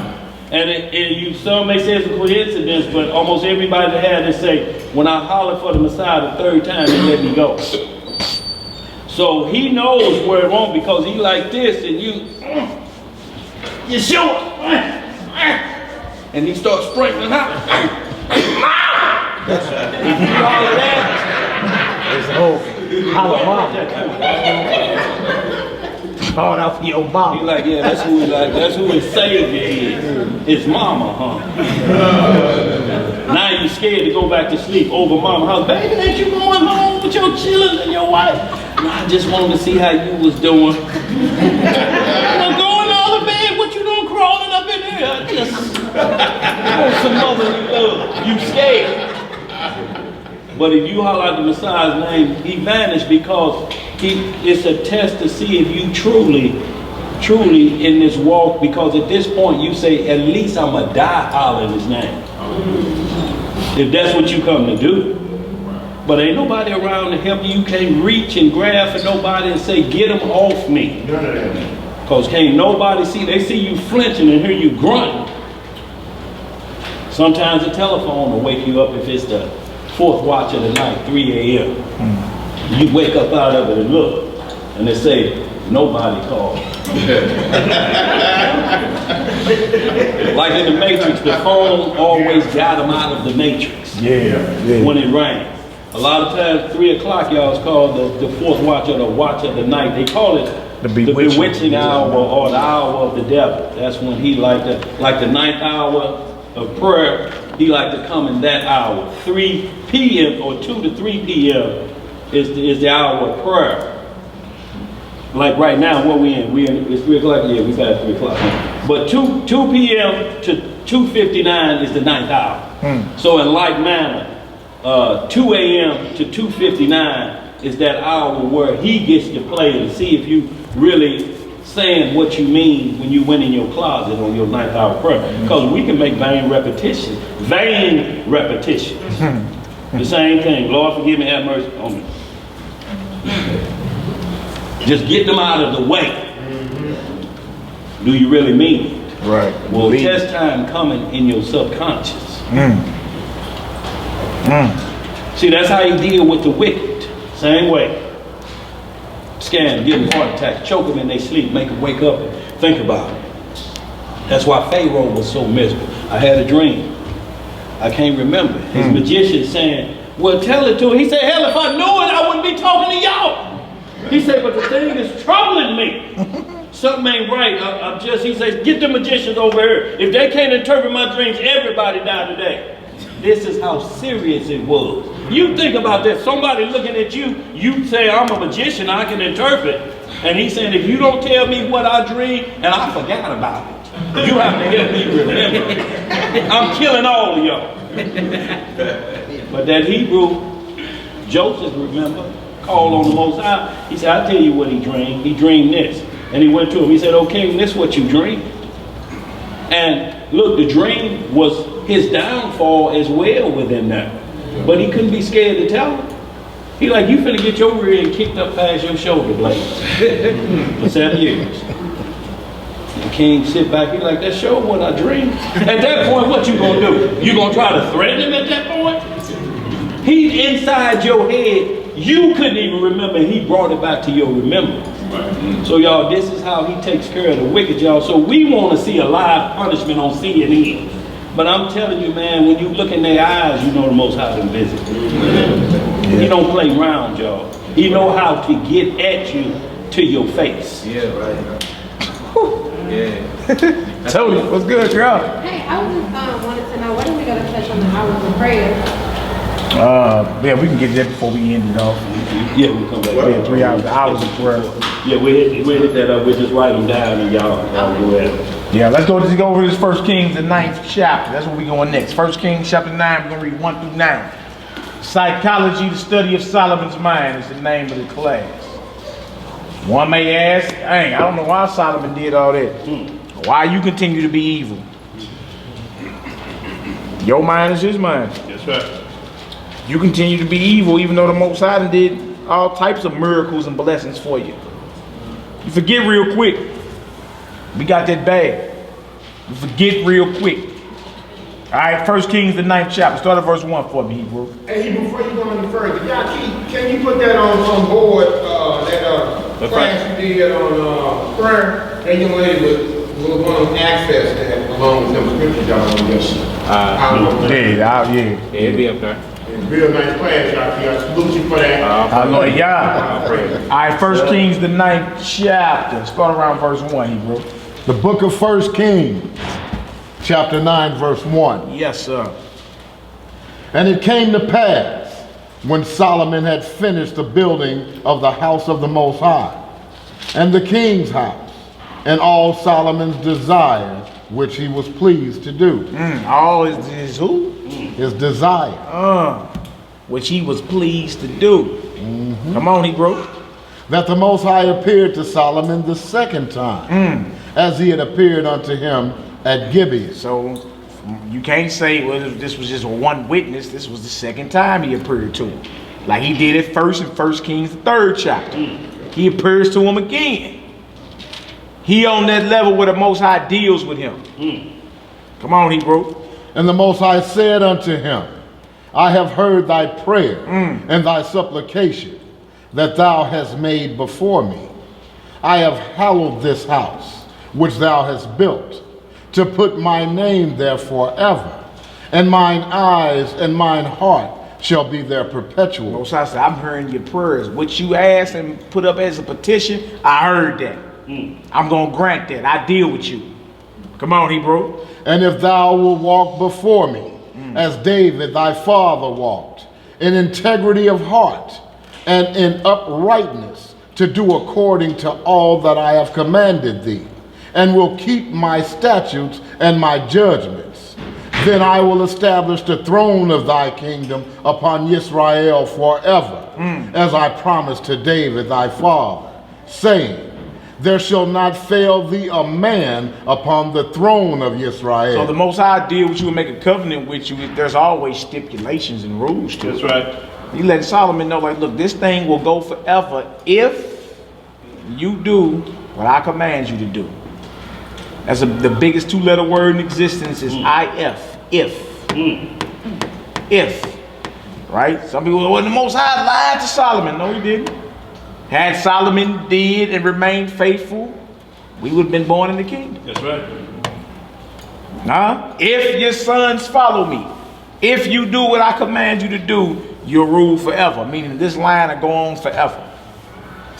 If, right? Come on, Hebrew. Verse 6. Yeah.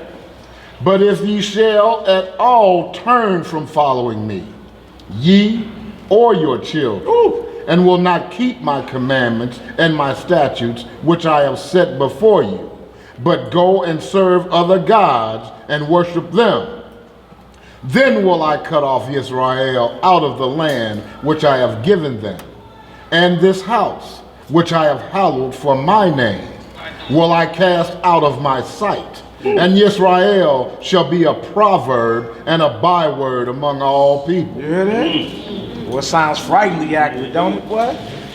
That's what happened to us. Right? If you keep the charge, you'll be blessed forever. If you don't, now what excuse does he have at this point to go off? He's even been warned. He's been told, swim at your own risk. Just do what I tell you and you'll be cool. What excuse does Solomon have at this point to say later for what the Most High said to me? Does he have an excuse? He ain't got no excuse. He was warned, but if you turn your back on me, I'm coming to holler at you and my people. If you turn your back on me, if you do what's well, you'll be blessed. Right? The same thing applies to every individual in here. If you do right, you'll be blessed. That's right. If you go against the order and command of the Most High, and you are not repentant of it, you're too proud to take correction and all that, you're going down. You're going down. That's pride. Pride leads to vanity. You don't rise to the point, can't nobody tell you nothing. You need to go into your prayer closet and get yourself together. Because you just got put on the Most High's enemy hit list. If you done got to the point, especially us, how are we vain? We a bag of dust. How are you vain today? How are you proud as if can't nobody tell you nothing? Right? Most High told Solomon, you turn your back on me, you're going down. Right? So let that apply to everyone in here. If we turn our back on the Most High and think we got an excuse, we sadly mistaken. We going down. Come on, Hebrew. You got Maccabees, you got that one jam, it's fire and brimstone at the end if you don't finish your job. Boy, you listen to that music. That boy good. That boy good. He over there listening, ain't he? I hear you, Johnny. It's what it is. The truth, though. Fire and brimstone. That's just what it is. Come on, Hebrew. 1 Kings chapter 9, verse 8. Yeah. And at this house, which is high, Everyone that passeth by it shall be astonished, and shall hiss, and they shall say, why hath the Most High done thus unto this land, and to this house? Why the Most High do his people like that? Right. Dang. He's harsh. But he's real, man. He gave you warning. He ain't told you nothing you wasn't gonna be going through. He gave you warning. And you played at your own risk. You start playing around, you start playing Russian roulette with your soul. He told you, look, go against me, this was gonna happen. What they gonna say though? Come on now. And they shall answer, because they forsook the Most High their Elohim, who brought forth their fathers out of the land of Egypt, and have taken hold upon other gods, and have worshipped them, and served them. Therefore hath the Most High brought upon them all this evil. All this who? All this evil. All this evil. So Solomon was warned. You feel me? Appeared to him twice, told him what it was gonna be. And he entered at his own risk and decided later on that, you know what, maybe he really ain't mean it like that. Right. Maybe, you know, that maybe I do got a little wiggle room to lean to my own understanding. Maybe I do got a little wiggle room to get out of order real quick. Let's finish the story. Jump over to chapter 11 real quick. Jump over to chapter 11. That way you see his mindset while he's writing Ecclesiastes. That's right. Because that was written over the span of his whole life. You feel me? So when you're reading Ecclesiastes, when he's telling you vanity of vanity, he let it be known at the end of his life, like, look, man, I seen it all and done it all. You feel me? And every desire I wanted, I got it. And at the end, it didn't mean nothing. You feel me? Because I wasn't fearing the Most High and keeping his charge. So everything that I did, everything I accomplished, knowing it was temporary gratification, I kept rolling the dice. All right, let's get in there. So once you read a few stories of Solomon and then read that Ecclesiastes, it puts you in his mindset, like, dang, that's what he meant by all that. You feel me? And then ask yourself, do you count your dollars or your blessings? Which one you count? Right? That's a blessing. The Most High appeared to you twice. Give you wisdom, give you a kingdom, give you riches, give you everything you deserve. And you still go left field? Wow. Wow. Or how about the Most High woke you up to this understanding? And you make an excuse and go left field. Some of y'all tonight. Some of y'all before you got down there. Go left field real quick. And think in your mind it's all good.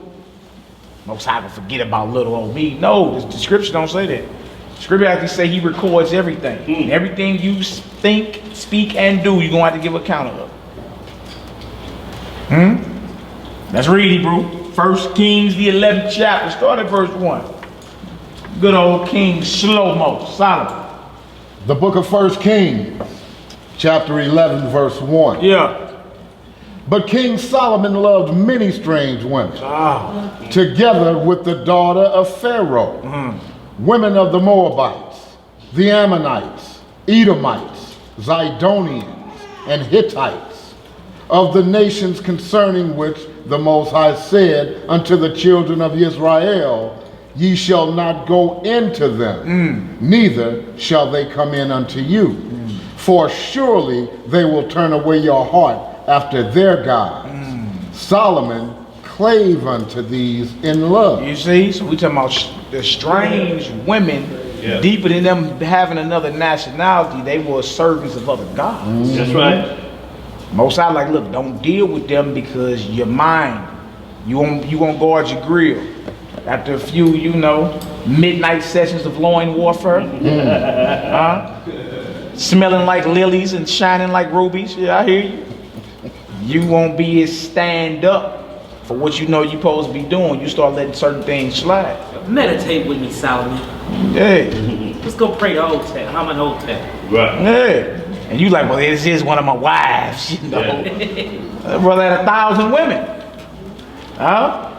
That's that much more responsibility. And it happened at a time when he should have been more wise because it happened, like I said, in his old age. Yeah. So all of everything he did, it comes to this point, and you fall off at the end. That's why I say you must endure until the end, and then you shall be saved.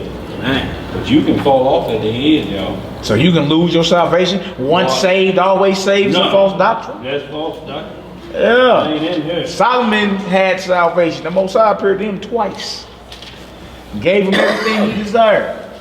You understand? And in his old age, So he fell off. he starts falling off because guess what? He starts turning a blind eye to wickedness and stuff that's out of order. You can't do that.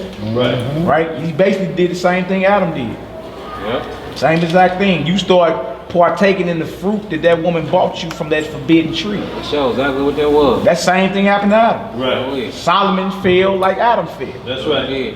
Didn't learn from it. Like, no, the Most High say we can't worship him. No, I'm not building y'all heifers no temple to y'all gods up in her. Right.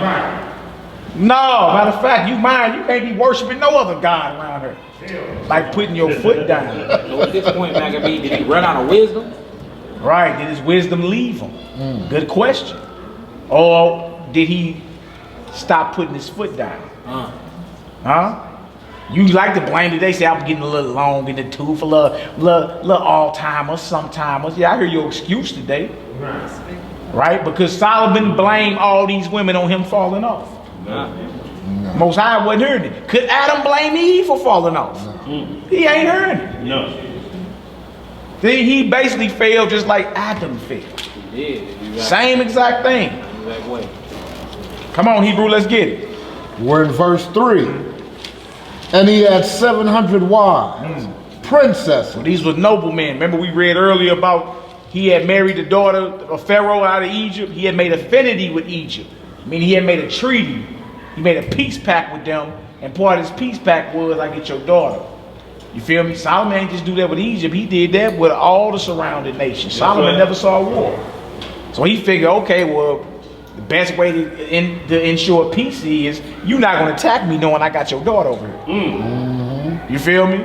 That's how he ended up getting like 700 noble women. It says princesses. These were the daughters of other kings.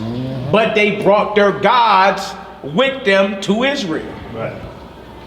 Right? After Solomon then got visited twice, after he got all this wisdom. You see what I'm saying? But at the end of a thing is better than the beginning. That's right. What they gonna say about you? Because all they gonna remember is that end. Who you talking about? Eleazar that sold out at the age of 90 and ate the swine? Oh no, you talking about Eleazar that was like, man, I'll die before I even act like eating some swine. Because everybody out there gonna think I sold out. Feel me? He kept his golden name to the casket. That's right. Solomon didn't. Start getting comfortable. What did O.J. Simpson accomplish in college? Youngsters. Nobody.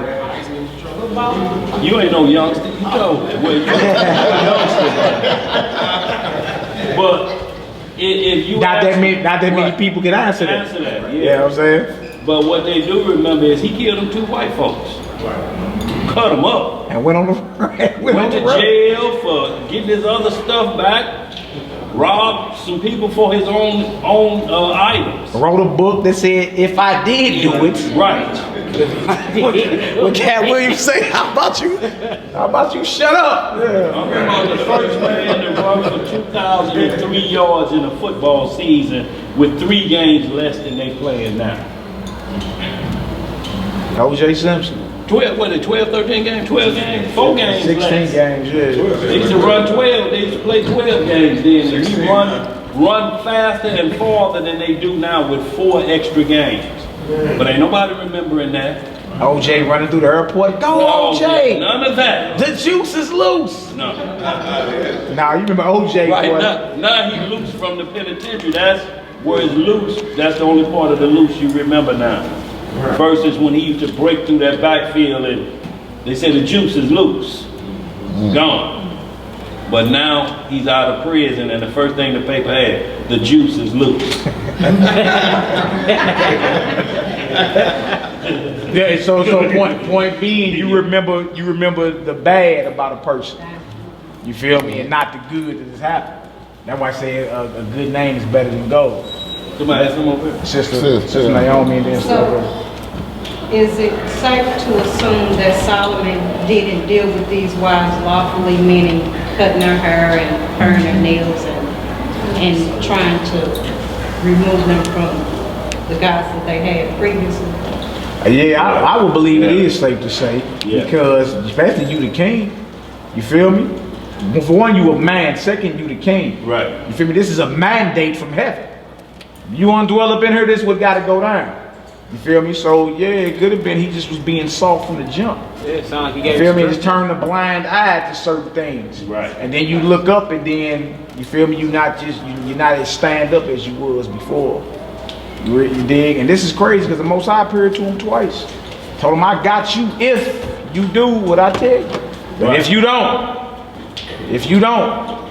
I understand I'm coming for you. And then think about it. Like, say one of his wives praying, and she know he praying. He ain't say nothing. Next thing you know, it's an altar. He don't say nothing about the altar. Next thing you know, Right. there's other idols on it. He don't say nothing about that. Then it's the question to ask. You Right. want to come meditate and pray with me?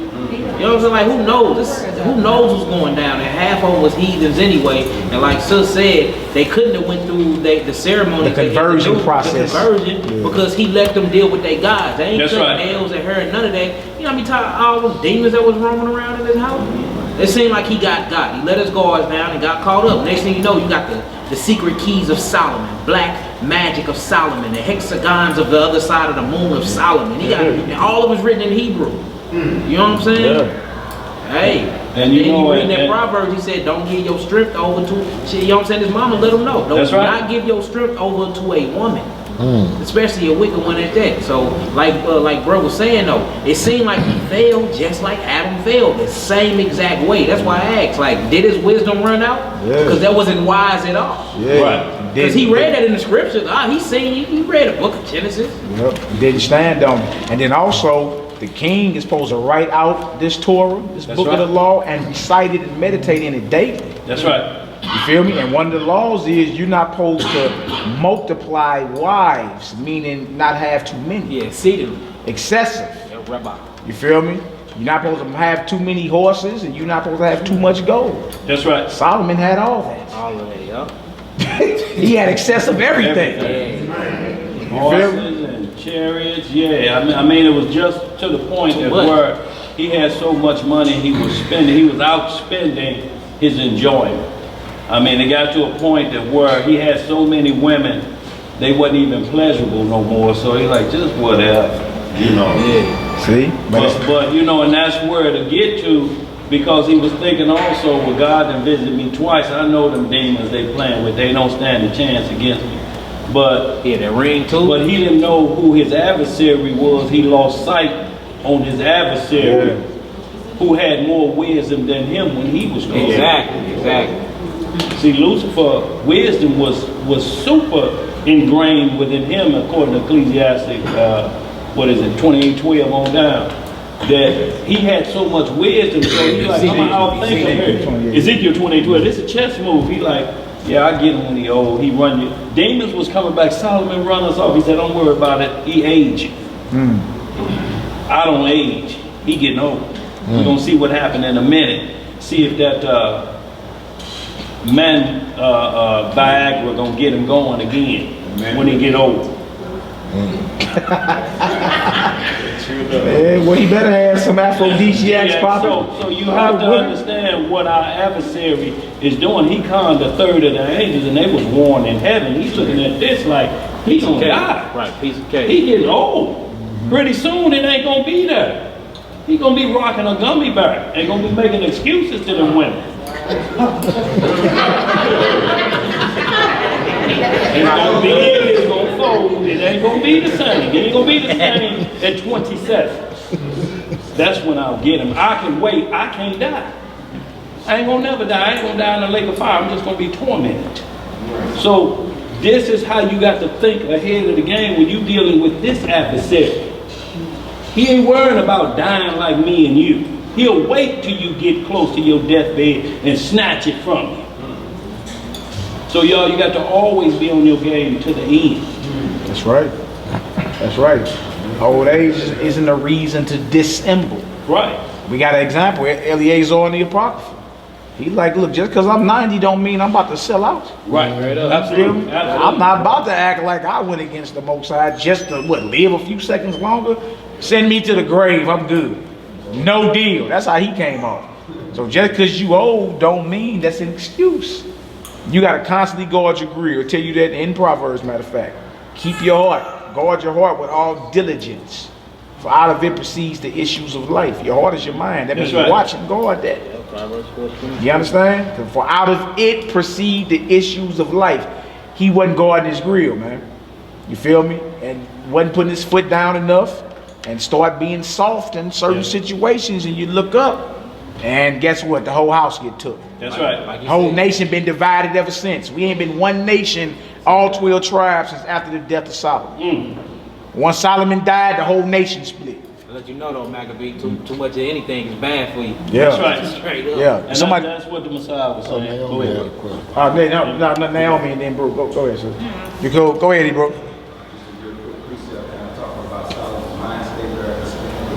Yeah. That's right. So let's speak on up though. 26th chapter. Yeah, Testament of Solomon. He say, I now took countless wives from every land and kingdom. I also took a journey to the kingdom of the Jebusites and saw a woman in their kingdom. And I fell madly in love with her and wanted her to be the wife of my harem. In my who? That boy said, in my harem. Boy, he had him a whole flock of women. A harem is a y'all know what a harem is? Yeah. It's like the room, it's like the side of the palace where all your wives dwell at. It's where you keep them away. Yeah. He wanted Guarded by eunuchs. Yeah. Go ahead, Hebrew. What else to say?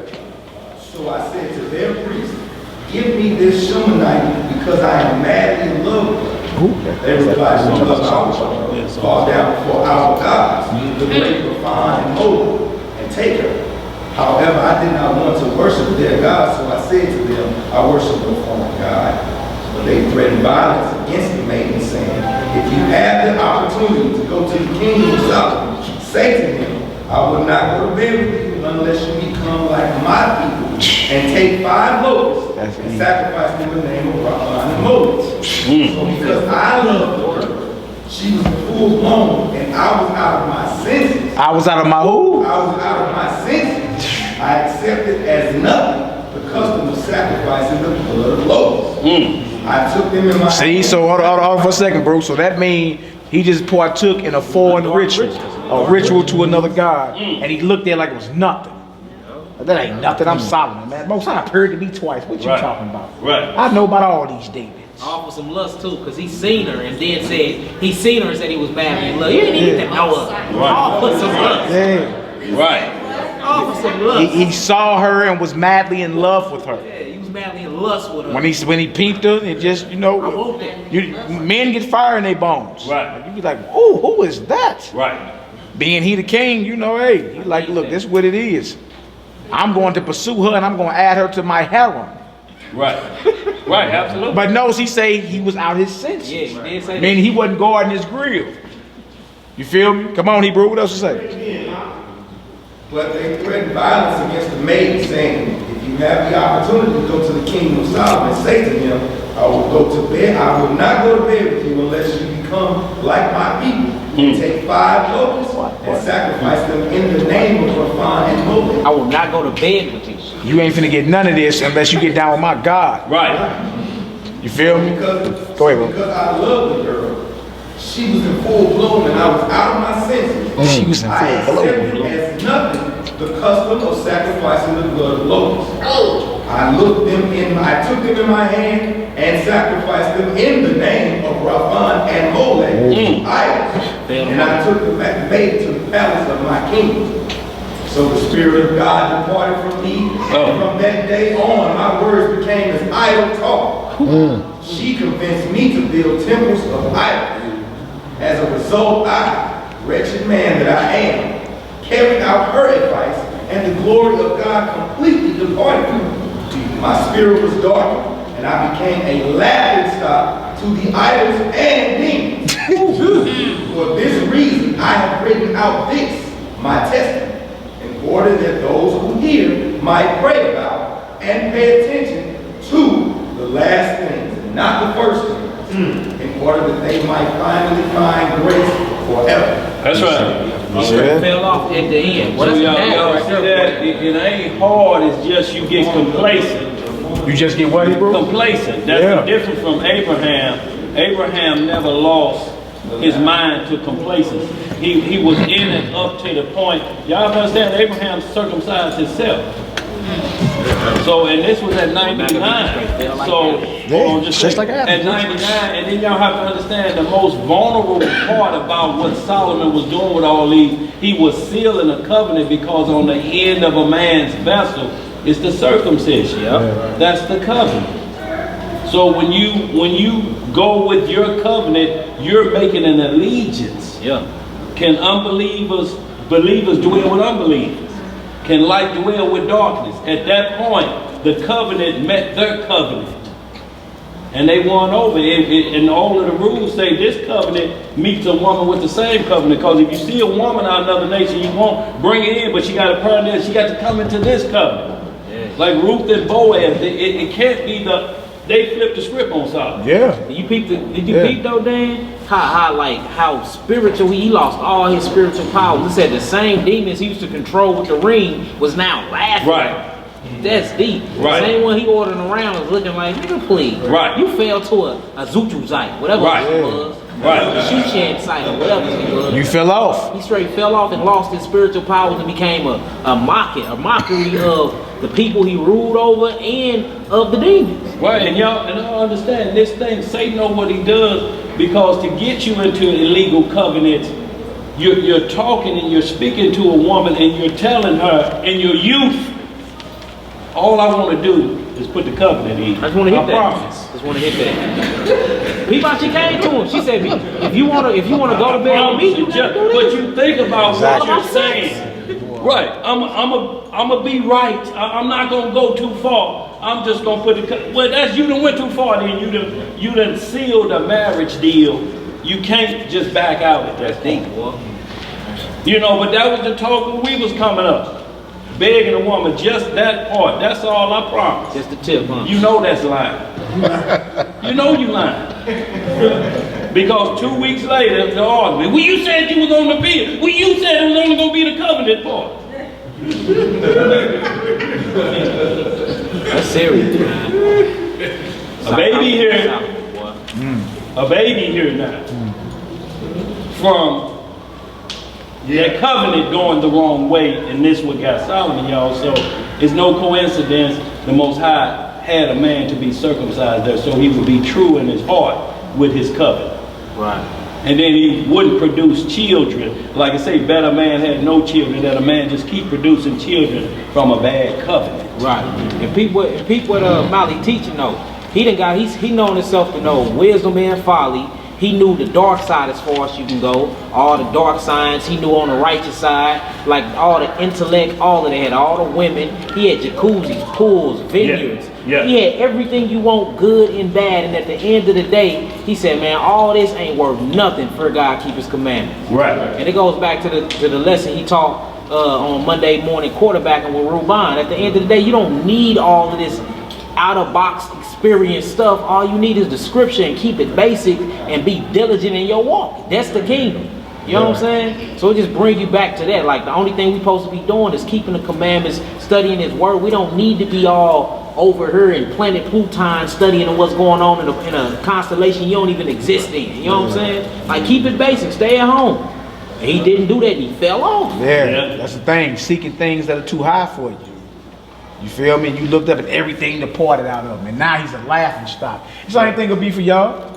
You feel me? You go out here and fall off, and you've been shaloming everybody, y'all on Instagram, folk tribing, Yahoo, Israelite, this and that, and you fall off, boy, you gonna be a laughing stock. Right.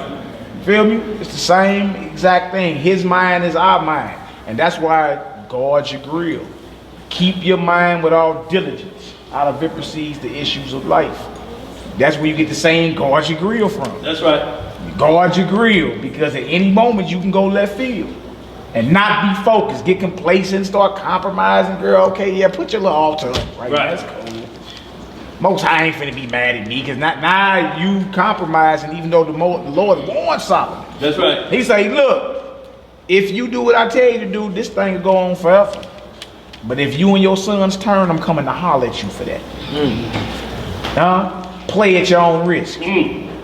I put two paths before you, life and death. Choose life.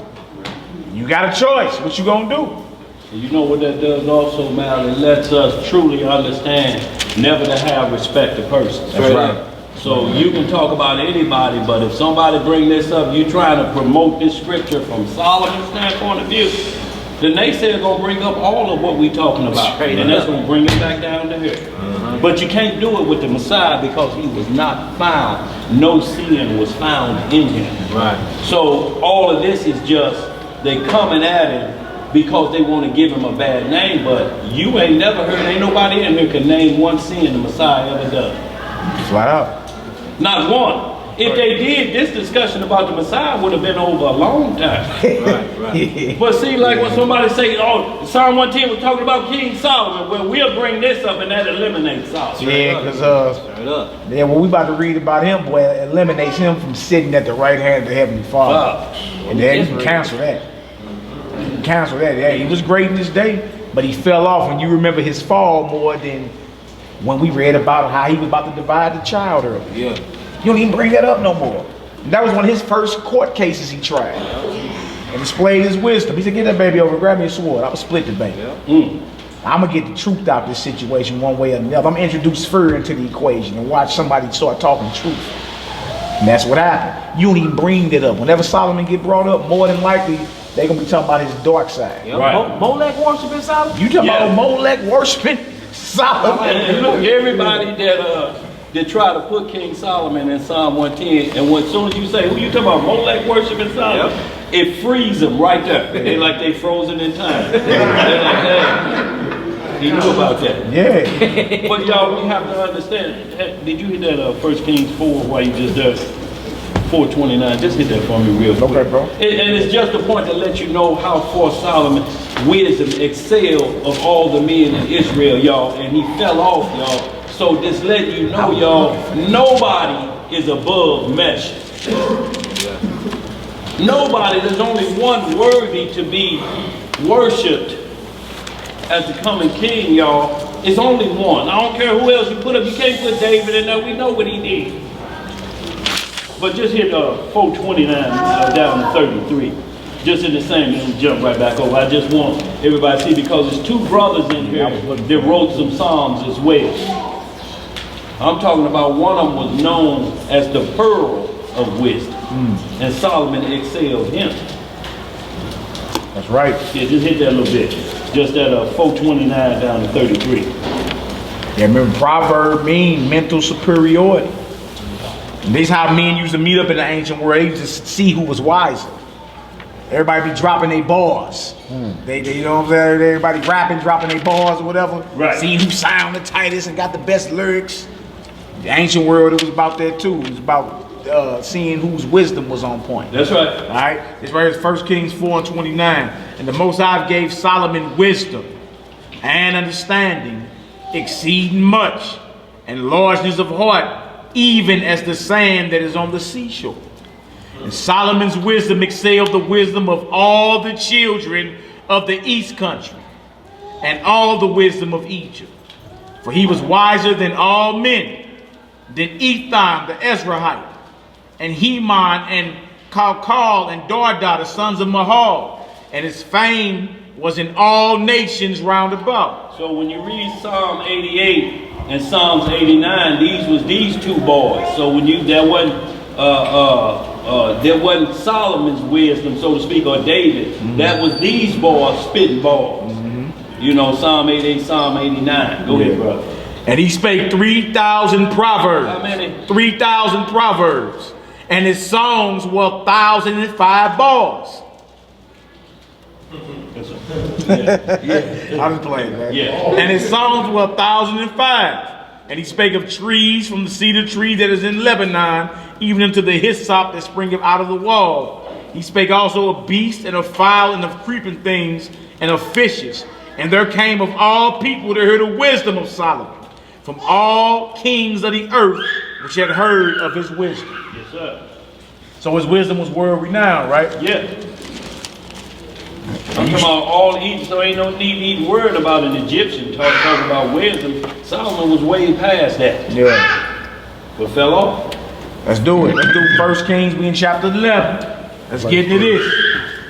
We're in the book of 1 Kings, chapter 11 and verse 3. He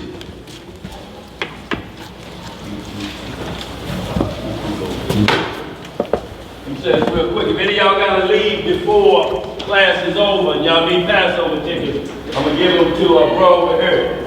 So y'all just see him, you said whole class, AZ. So just see AZ in the back before if y'all gotta. Raise your hand, AZ. All right, come on, now let's get it. The book of 1 Kings, chapter 11, verse 3. Yeah. And he had 700 wives, princesses, and 300 concubines. And his wives turned away his heart.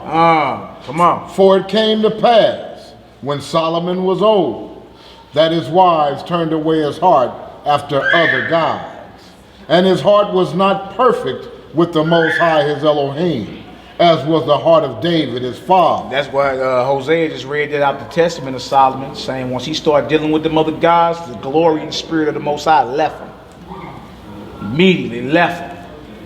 You see? Now how you get all this wisdom, world renown, and then allow anything or anybody to have you drop the ball? And how do you drop the ball like that? Right? Do you think this don't apply to you? It can apply to everybody up in here. Straight up. You feel me? Especially the Most High deal with you on the level he deal with you on, and then you turn around and turn a blind eye to evil, and you start allowing wickedness for the sake of, dang, you know, peace in the home, whatever excuse you think you got. You feel me? This wasn't an excuse for Solomon to get complacent and turn his back on the Most High. Come on, Hebrew, let's get it. Verse 5. Yeah. For Solomon went after Ashtoreth, Oh man, the goddess of the Zidonians. that's where they get Easter from. That's the spring fertility goddess right there, Ashtoreth. Straight up. Now, her other name is Asherah or Ishtar, Isis, whatever you want to call her. The Astarte, the queen of heaven. That's what they call this heifer right here, the queen of heaven. Solomon went after her. Come on, Hebrew, hold on. There, that woman on this, that Starbucks emblem, a logo, yeah. That Statue of Liberty in the New York Harbor, yeah. It's the same thing. She just changed her name every culture she go into. Feel me? But it's the same exact ritual. Solomon started dealing with these false idols, these gods. But the Most High say, look, if you do what I tell you to do, I got you forever. But if you don't, I'm coming to get you. And he started doing it. Let's read out. And after Milcom, the abomination of the Ammonites. Dealing with abominations. Come on up. And Solomon did evil in the sight of the Most High, and went not fully after the Most High as did David his father. What you mean? The Most High appeared to Solomon twice. Gave him every heart's desire. Every heart's desire. And he fumbles like this. What excuse does he have? Hosea, go ahead. Is it safe to assume that because we're so far away from what we're trying to get back to our culture as opposed to what Solomon is back then? Is it the way he got all this stuff woven into just everyday life? Is it safe to say that it might even be a little more difficult for us to be on board against that kind of demonic stuff? Just being how it's in what you look at on TV, it's on the radio, it's on the clothes, it's on everything. But it's been everywhere though. You feel me? Like you going back, you dealing with spirits before the flood. Straight up. Straight up. It's been everywhere since the fallen ones. It's been everywhere since the garden. You know what I'm saying? Like it's been that. We fight the same battle. That's right. The exact same battle. So even if it is like, okay, we in Babylon and we didn't know who we are, what they say about us that know? You feel me? We know different than Solomon. That's right. We actually know who we are. We know the commands. We didn't just wake up yesterday, right? And we still look for some type of wiggle room to be complacent, you feel me, as if the Most High gonna give us a pass. That's right. He ain't giving out no passes, man. Especially once you know better. Especially once you know better. You feel me? Now, we can play around and say, well, think about it, brother. you know this. Hey man, look, I feel you. I'm a man, I feel you. But me feeling you ain't gonna get you to pass you looking for. It don't stop nothing. I tell you all day I feel you, brother. Yeah, I know, I'm a man, you know, temptation, huh? It ain't got nothing to do with judgment. Me feeling you has nothing to do with judgment. You still gotta holler. All right, so take your walk, make this your calling election sure. Take this thing serious. That's right. All right, because Solomon should have took it serious. You got the Most High appearing to him twice. Granted him not only the wisdom he asked for, but even stuff he didn't ask for. You get riches, you get glory, you get all that. That's right. So at what point do he say, dang, I remember how the Most High was dealing with me. I remember all these great sacrifices. Yeah, woman, it's all good. Go ahead and bring in this abomination in there. You feel me? At what point in his mind did he start compromising? Then ask yourself, do I compromise? Do I make excuses? You feel me? Or I'm going to execute the charge of the Most High by any means necessary. You got to get done. Is that your mindset, or are you looking for an excuse to wiggle about your responsibility? Let's read, bro. Verse 7. Yeah. Then did Solomon build an high place for Chemosh, the abomination of Moab. He know what he's doing. He's building a temple, a place of worship and sacrifice, an altar for a false god. So he's intentionally going to do this. Ain't nobody twisting his arm behind his back. The greatest man, the most wisest man ever, turns and worships the devil. Don't act like it's something new. I mean, come on now. Your boy came out years ago and said, Jesus walks with me. And then turned around and said, I sold my soul to the devil. Kanye West I speak of. Y'all know what I'm talking about. He had a song called Jesus Walks when he came out. You feel me? Made him real famous, blew up. Yes, that boy, the Jesus is with that boy. Yes! We'll see. We'll see. Right? Years later, he got up on stage and say, people be acting like they not real. Like they don't go through these situations. Right. We got to stop fronting. And he said, I sold my soul to the devil. It was a crappy deal. Yeah. But it came with a few toys like a Happy Meal. Huh? Same boy that told you Jesus walked, turned around and told you he sold his soul to the devil. Right. Huh? Same one that walked with Messiah, Judas. Witnessed the miracle, sold him out for some slave wages. Chicken change. Chicken change. Let's not act like this type of stuff don't happen. Then he retracted him out by saying, I made Jesus walk, so I'm never going to hell. Yeah. Yeah. Yeah. Don't act like we don't see these things. It's right in front of you. What's them lyrics? Jay-Z. Yeah. He had a song called The Evils back in '96. Devils, The Evils. On his album called Reasonable Doubt. He said it. He said, that's the life I kick it. That's right, I'm wicked. I'm not asking for forgiveness for my sins. I don't pray to God, I pray to God eat. These are your icons' lyrics. That's right. And then Jay-Z pop up with a shirt to say, do what you want to do. That's right. Which is the law of Satan. He just had a concert. He had a concert, and at his concert, he had everybody in the crowd worshiping the devil. He kept telling them to repeat, I worship Satan, nigga. Put the mic out. They I worship Satan, nigga. The whole crowd. 6,000 people there worshiping Satan with this man. And look, he's falling the same way because he understands all of his vanity. Between him and his wife, they worth $1 billion.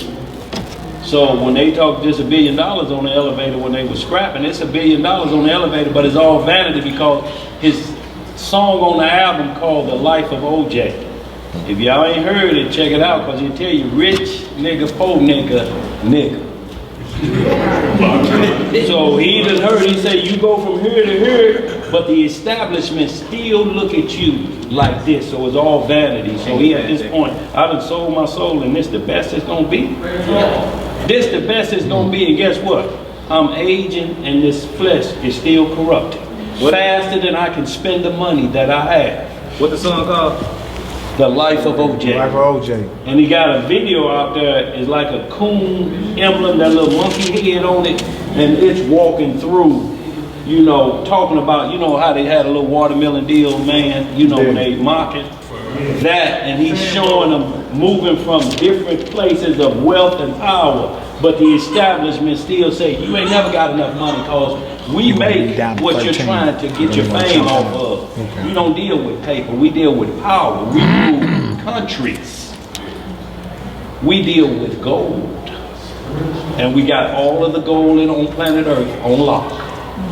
We got everything in Fort Knox. We got it all up here. And it's the only money that's still to this day that will be able probably to buy you a little something in a day. AZ got a mouth full of gold. But when that time gets hot in there, he may not give it 2 crackers for that all them gold in his mouth. When they pull him out, now he got gaps in his teeth, he smiling like his tongue in jail. But that's all he get.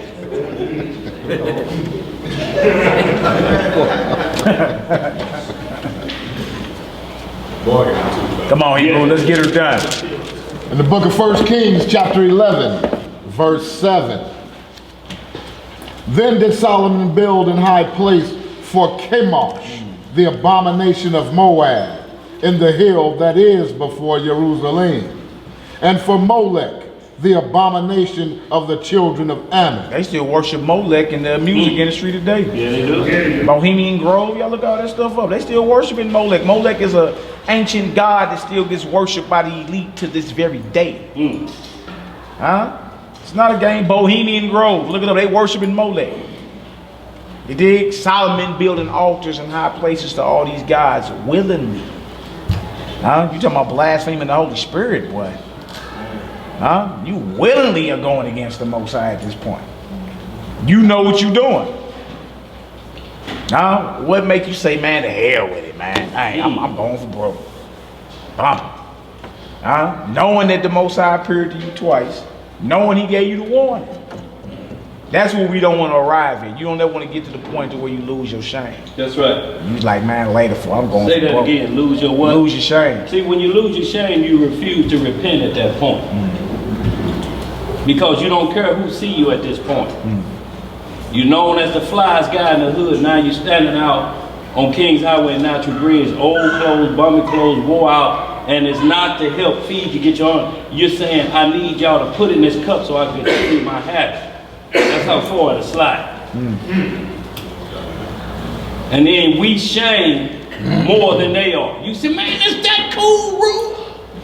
And you see them looking, you look the other way. Damn, I don't want them to see me see him like that. Right. I remember how it used to be. It's not you turning away from, but you more ashamed than he is. Right. Go ahead, brother. Verse 8.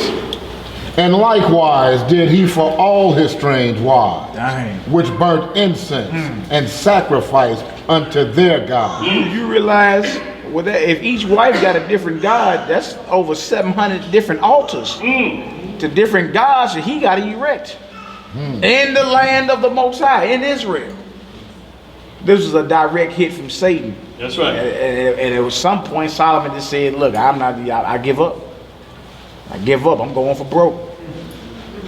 Come on, Hebrew. And the Most High was angry with Solomon because his heart was turned from the Most High Yah of Yisrael, which had appeared unto him twice. Yeah, Most High dealing with you. He get mad at you if you start going against him. That's the God we serve. That's right. There's conditions to his covenant. There are no lawless covenants. You can't do what you want to do. You want him to deal with you on that level? Stay faithful into the covenant. Stay faithful. All right, come on, Hebrew. And he commanded him concerning this thing, that he should not go after other gods, but he kept not that which the Most High commanded. He had to go real hard, man. Every Masonic order, every secret society, they all got an affinity for Solomon.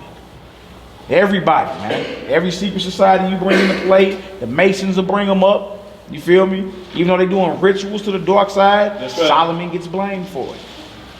Solomon gets blamed for it to this very day.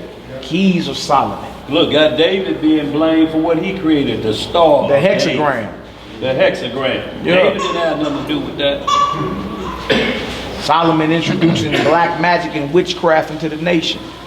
And allowing these strange women just to run amok, man. Do what you want to do. Come on now. Verse 11.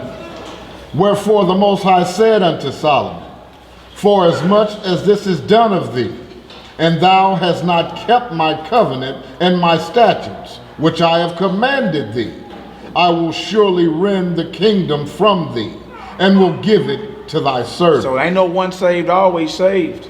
You get your glory snatched. He said, I'm taking what I gave you my kingdom. That's right. Right? Solomon never saw war. I'm going to take that from you and give it to a servant. We ain't been one nation since. And you talking about over 2,700 years. Oh. The 12 tribes of Israel ain't been one nation because of this evil right here. And you look at paganism as if it's something you just sneeze at. That's okay. Babies are hunting for Easter. It's okay. Are you vouching for what Solomon did? You vouching for these rituals to these other gods that got the kingdom rent from him? You cool with that? And you gonna blame it on babies, the kids? You're right. The innocents. Yeah. Come on now. Notwithstanding in thy days, I will not do it for David thy father's sake, but I will rend it out of the hand of thy son. Howbeit, I will not rend away all the kingdom, but will give one tribe to thy son, for David my servant's sake, and for Jerusalem's sake, which I have chosen. All right, drop that Hebrew. Let's go over to Ecclesiastes chapter 1. Start around verse 12 for me. We're going over the psychology of the mindset of Solomon. That's right. What would cause someone that great and that glorious and all that wisdom to willingly start worshiping the devil? And then that way you can check yourself and be circumspect in the moves you make out here, the thoughts you have. You understand? The speech that come off your lips and the moves you make, because it's all being recorded. Right? You think Solomon wanted y'all to know 3,000 years later that he was a devil worshiper? His business all out on Front Street, ain't it? Y'all gossiping about Solomon. Huh? You think David wanted y'all to know about that wickedness he was trying to cover up with Bathsheba? No, this whole Bible is full of everybody's business, ain't it? Straight up. That you may learn from their mistakes and not make the same mistake. Play at your own risk. Choose life. All right, this is where we at right here. Ecclesiastes chapter 1. Start around verse 12 for me, read to the end, and we're going to go into chapter 2. Now you see the mindset of a man that was writing Ecclesiastes. Vanity of vanity, saith the preacher. All is vanity. He at the end of his life writing this. That's right. He's memorizing, like, man, I had it good, man. I had pools, I built palaces, I planted vineyards, I had servants, with every desire I wanted, I went and got that. He's reminiscing over his life at the end of his life, writing Ecclesiastes. You feel me? After the glory of the Most High been snatched from him. After he's remembering how wisdom was with him and everything, then he's sitting up writing Ecclesiastes like, hey, let us hear the conclusion of the whole matter. That's right. You better fear God and keep his commandments. That's your whole duty. To the end. For the Most High will bring every work into judgment with every secret thing, every little secret ritual he was doing. Yeah, Most High got that logged. He keep the best records. That's right. He got all that logged. You understand? So after his glory was snatched from him, then he write Ecclesiastes so that you could learn from his mistakes. You feel me? So that you can learn. And this also lets you know, man, the Most High could be dealing with you at one point. You feel me? But you will fall off. And you will be a laughing stock. So you got to diligently, like constantly be on this. You feel me? You got to constantly ask for a quadruple dose of humility. Constantly. That's right. That power's right there. You feel me? If you evil, you could take the power that's offered right here and manipulate it. You feel me? To feed your own carnal lust. That's right. Play at your own risk. Feel me? You could fall off just like this man right here. If you don't take this thing serious. Ecclesiastes chapter 1, my brother. Is it me? Yeah, read 1 and 2 and then jump down to 12 for me. 1 and 2. Yeah, 1 and 2, then jump down to 12. So y'all can see this Solomon. At the end of his life, it's like his memoirs. He's writing his memoirs like, dang, man, I remember I had it good, boy. Everything I wanted, I got. Feel me? Had all the gold, had all the clothes. Had it all. Right. I wasn't gonna keep going. Yeah, I wasn't gonna keep going, but yeah, he had what he wanted. He tell you all in Ecclesiastes, whatever I desired, I got it. Whether it was in righteousness or whether it was in wickedness, I went forward. Run that 1 through 4. Okay, bro. Let's get her done. All right, the book of Ecclesiastes, chapter 1, verse 1. You know this that verse I did. Yeah. Okay, bro. The words of the preacher, the son of David, king in Jerusalem. Yeah. Vanity of vanity, saith the preacher. Vanity of vanities, all is vanity. All is vanity means worthless, man. All is worthless. You talking about a man that achieved everything he wanted. What are your goals in life? Right. What are your goals? The kingdom of heaven. You keep that as your goal, and everything else you do is just what you do to feed your family. Leave it at that. You feel me? You can achieve everything like Solomon did, and then get the glory and wisdom of the Most High snatched right off you. That's right. And you willingly start worshiping the devil. And who knows if the Most High gonna have mercy on him in that day? Who knows? You did? Come on, Hebrew. What profit hath a man of all his labor, which he taketh under the sun? Good question. Come on. One generation passeth away, and another generation cometh. But the earth abideth forever. Hallelujah. Where you hear that at, Johnny? Forever. Where you hear that at? Verse 12. Verse 12. I, the preacher, was king over Israel and Jerusalem. Come on. And I gave my heart to seek and search out by wisdom concerning all things that are done under heaven. This sore travail hath Yah given to the sons of man to be exercised therewith. He says, so he gave his heart to seek and search out by wisdom concerning everything done under heaven. That's right. And he say, this sore travail, God has given the man to be afflicted with or to be exercised with. You feel me? Because you actually think you're going to figure out the Most High's creation. That's right. It's never ending. You feel me? You can't drill too far into the ground without pressure busting. You can't dive too deep into the ocean without too much pressure. You understand? What you think you didn't figure out, you ain't figured out. So he called it a sore travail that the Most High done gave to men to be exercised with. But Solomon say, bump it. I want to know. I want to know every operation under this sun. Come on, Hebrew. Verse 14. Yeah. I have seen all the works that are done under the sun, and behold, all is vanity and vexation of spirit. Remember, he ain't writing this at the beginning of his life. That's right. This is the end. It's after he done fell off. Right? He like, look, man, I seen everything y'all can even name. Speak it, I did it. That's what he's saying. I tested every extreme, for whether it was righteous, whether it was wicked. Whatever my heart desired, I did it. And at the end of his life, this man who achieved more than any of y'all will ever achieve 1,000,000,000 times over. You ain't nowhere near, you'll never get on Solomon's level. It's not happening. Not on that level. Outside prayed to him twice.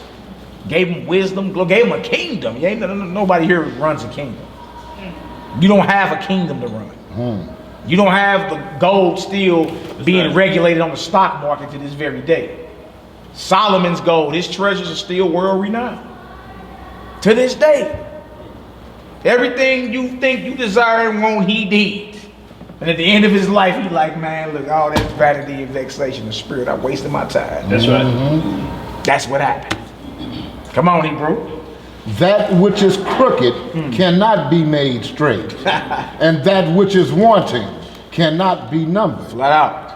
I communed with mine own heart, saying, lo, I am come to great estate, and have gotten more wisdom than all they that have been before me in Jerusalem. Yeah, my heart had great experience of wisdom and knowledge. You hear what he said? Came the greatest. Everybody before me, I was greater than.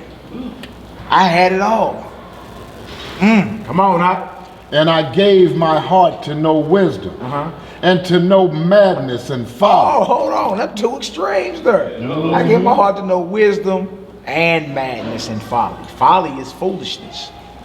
Feel me? The opposite of that is wisdom. So he let it be known, I gave my mind over to every extreme. You want to talk about the light or you want to talk about darkness? What you want to talk about? I did that. He gave, and he's saying, I willingly gave myself over to that. He's writing his memoirs at the end of his life.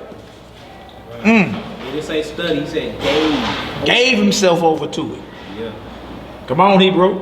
I perceive that this also is vexation of spirit. Come on. For in much wisdom is much grief. Y'all heard that? The more wisdom you attain, the more wise you become, grief follows. Right? You get certain knowledge, you be thinking, yeah, everybody gonna want to know this, and they be like, man, don't nobody want to hear all that. Right. You feel me? You get more wisdom and more knowledge, and you be thinking, okay, well, you know, family gonna want to hear this. Yeah. The brothers in the streets gonna want to get themselves together. That's right. The sisters gonna want to get off the stripper poles. Yeah. You feel me? All that. I'm just saying, like, you, in your mind, when you first receive this living water, you be like, I'm telling the entire world this. Right. And in your mind, you think everybody gonna, you know, get on board. But reality sets in and you start getting more and more grief behind it. Because as you increase wisdom, you increase grief. That's right. You increase knowledge, you increase sorrow. And y'all think about the most grievous part if you don't understand it, because you got this knowledge, first thing you start doing is thinking about your grandmama, your great grandmama. Wonder if I'm gonna see my mama. She didn't know nothing about this. So that grief sets in. Yeah. Will I be in a kingdom that she ain't around, because did she know what I know? So now you start doubting a little bit. Do I want to be in that kingdom without mama and big mama? Because they didn't know. They got the opportunity like everybody on planet Earth gets an opportunity. Yeah. So everybody will have the opportunity to see this, is whether or not they think it's what it is, right? Right, it's You can't either- say I never knew, right? No, because either he gonna visit you in a dream or show it to you, because it has to be without excuse.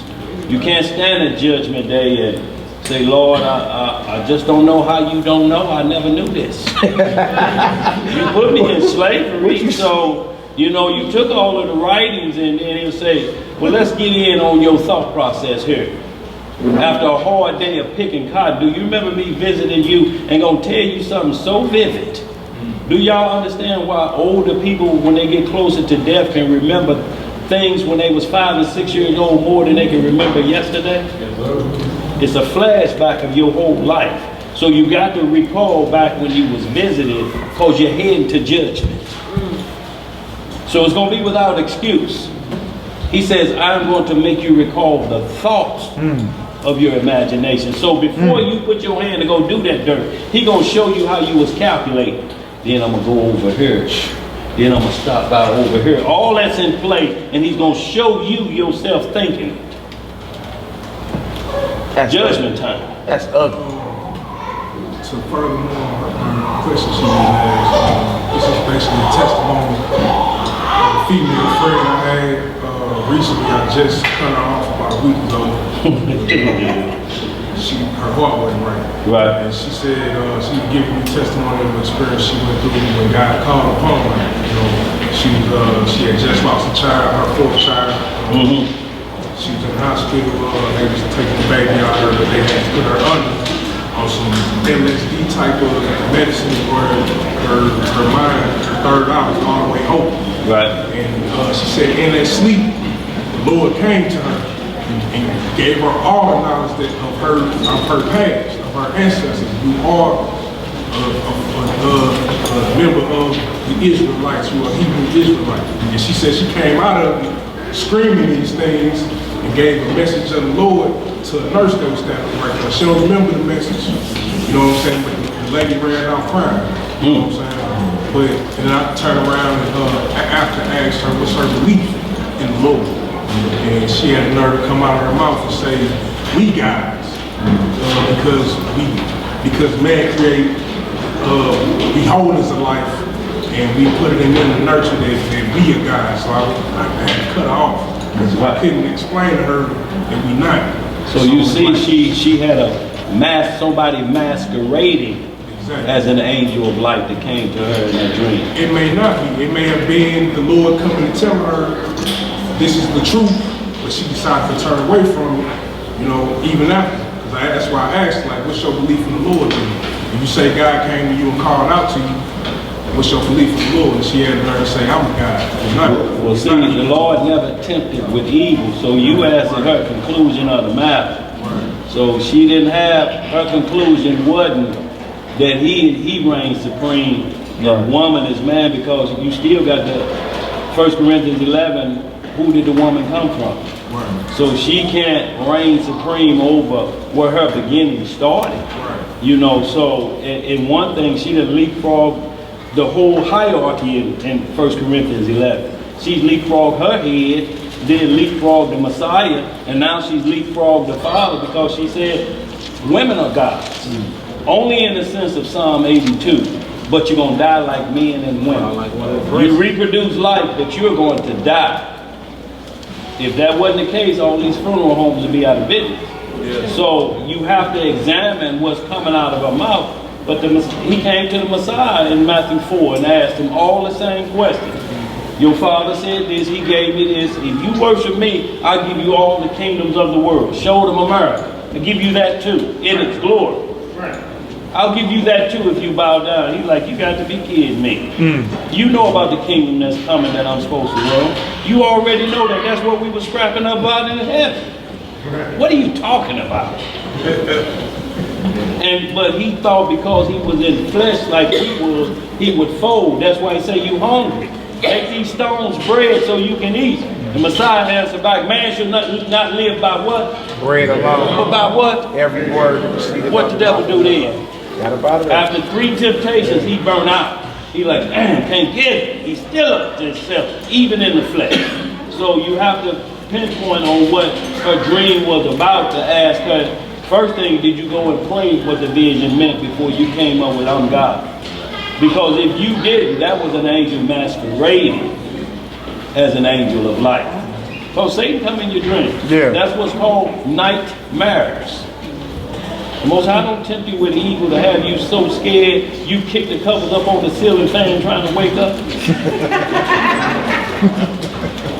how do you know if it's from the Most High? From his laws, statutes, and judgment. You cannot sin in your sleep. Your soul will not allow you to sin in your sleep unless it's already locked in your subconscious to do it. You can't get away with anything. In your subconscious, that's where you have to keep the law the most because it dictates how you walk when you wake up. Your flesh now obeys your mental when you wake up out of a dream to see which way you're going or which way you're going to move. So you would tell somebody, man, that dream looks like it was real. What happened in the dream? Your walk is according to that dream. You're scared to go back to sleep if it was a bad one. You're going over here and then you're starting to think, well, I don't want to say this. And then you're telling people things that, you know, it was about 3 cats and a bird, you know, and you're trying to get somebody to interpret for you, calling everybody. The script say go in your closet and pray that you may interpret what you dream. Right. First, so you get edification.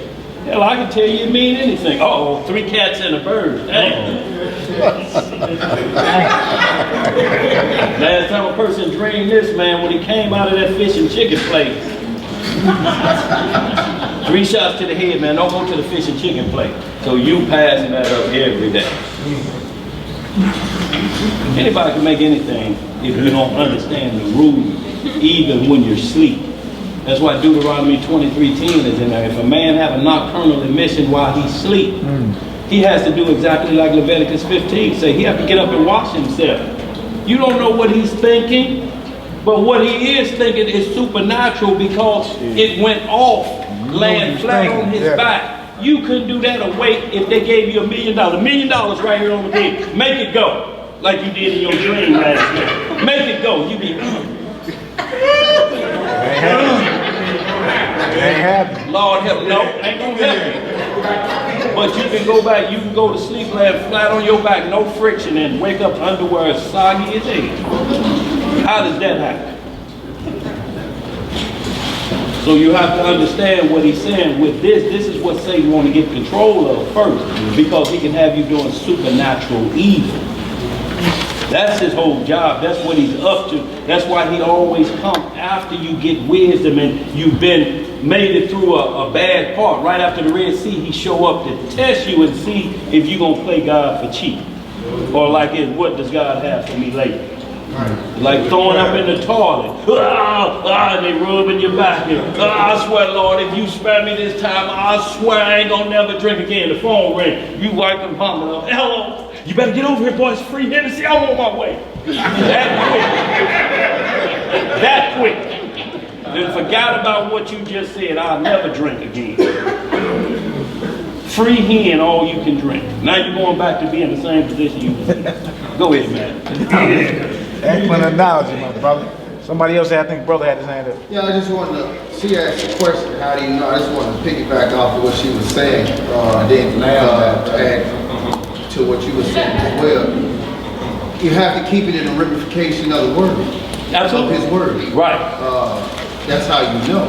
Right. So, and that's staying tuned with it. Absolutely. Meditate before you go to sleep. That's what he say. Meditate on that word before you get it. Like you watch a scary movie, you're going to dream about it, right? You get scripts in your mind, you get your prayer on before you lay down and go to sleep. That's what you meditating on, the law, statutes, and judgments. So when the evil one comes to you, you be like, you don't know how to hear with that.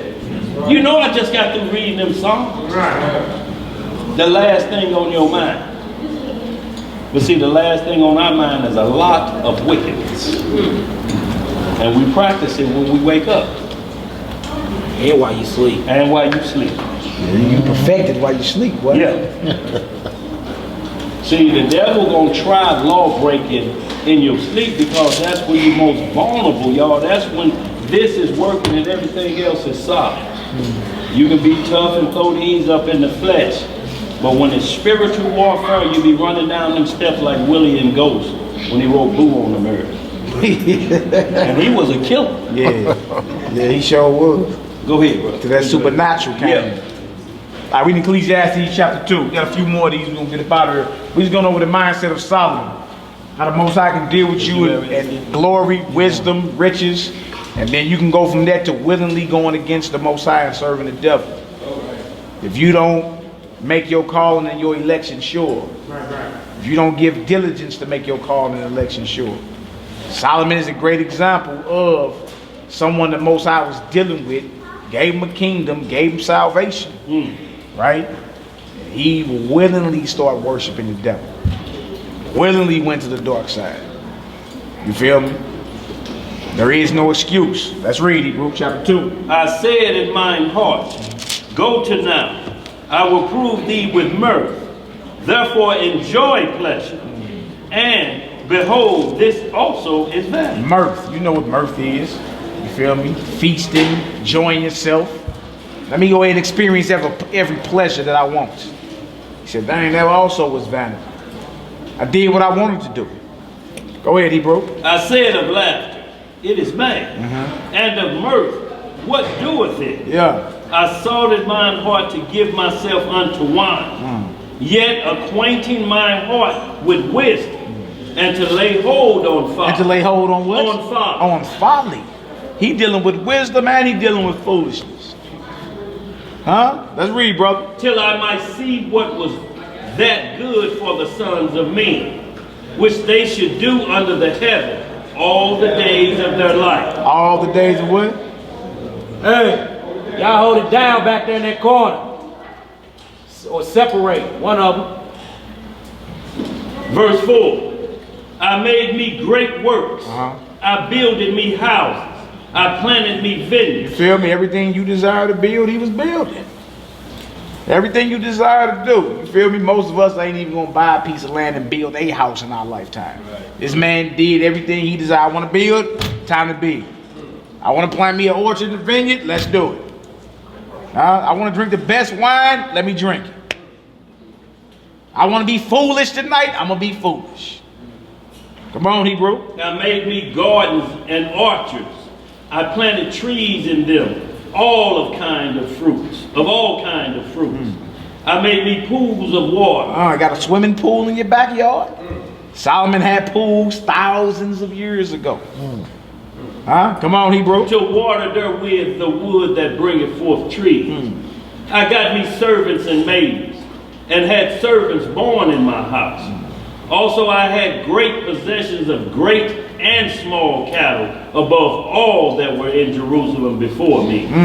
I gathered me also silver and gold, and the peculiar treasure of kings and of the provinces.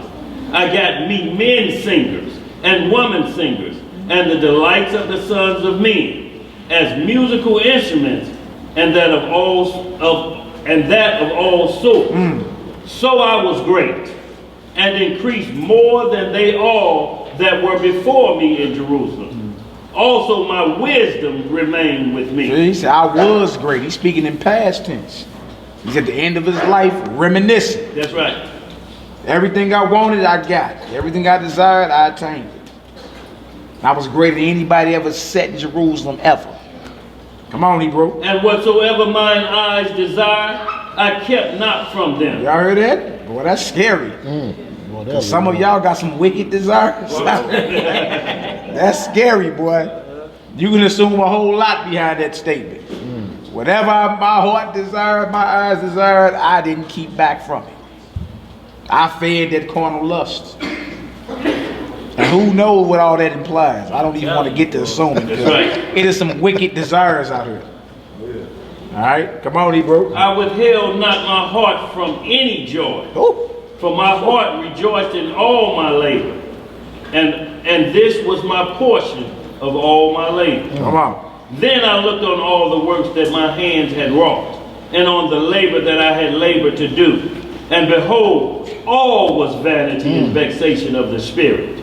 And there was no profit under the sun. Like, dang, all that building I did, every desire that I got, all that need not keeping nothing back for myself, every craving, wisdom, whether it was wisdom or folly. And he still called it vanity and vexation of spirit. You trade your soul off for temporary gratification. Nothing that you achieve, that same desire don't be there. You be on a little high for about a day or two. That's right. You feel me? And then, you know what I'm saying? Think about it. You got the job of your dreams. You hate going to work now. You got the car of your dreams. You understand? You don't got that same feeling for that car that you had while you was pursuing it. Got the spouse of your dreams. You can't stand them some days. You're never satisfied at the point. Well, we at everything's temporary. It's temporary gratification. But eternity is eternal gratification. They say the Messiah's kingdom is a forever increasing and never ending kingdom. That means it's constantly expanding. And it will never end. You understand? This right here that you put all your eggs in one basket is temporary. And you got to maintain it. That's right. You got to maintain it. If not, it's going to fall through. All is vanity. Come on, Hebrew. And I turned myself to behold wisdom and madness and folly. Wow. For what can the man do that cometh after the king? Even that which had been already done. Then I saw that wisdom excelleth folly, as far as light excelleth darkness. So he dealing with both extremes. Wisdom is as far from foolishness as light is from darkness. But he dealing on both extremes here. Come on, Hebrew. The wise man's eyes are in his head, but the fool walketh in darkness. And I myself perceive it also, that one event happeneth to them all. Yeah, you all equal in the grave. The wise and the foolish are equal when they take the dirt now. Y'all equal at that point. He's like, look, the same event happened to everybody. Now he's at a dilemma. Then what the hell was I so wise for? That's right. If the same thing happened to the fool that happened to me, then why was I wise? What was the point?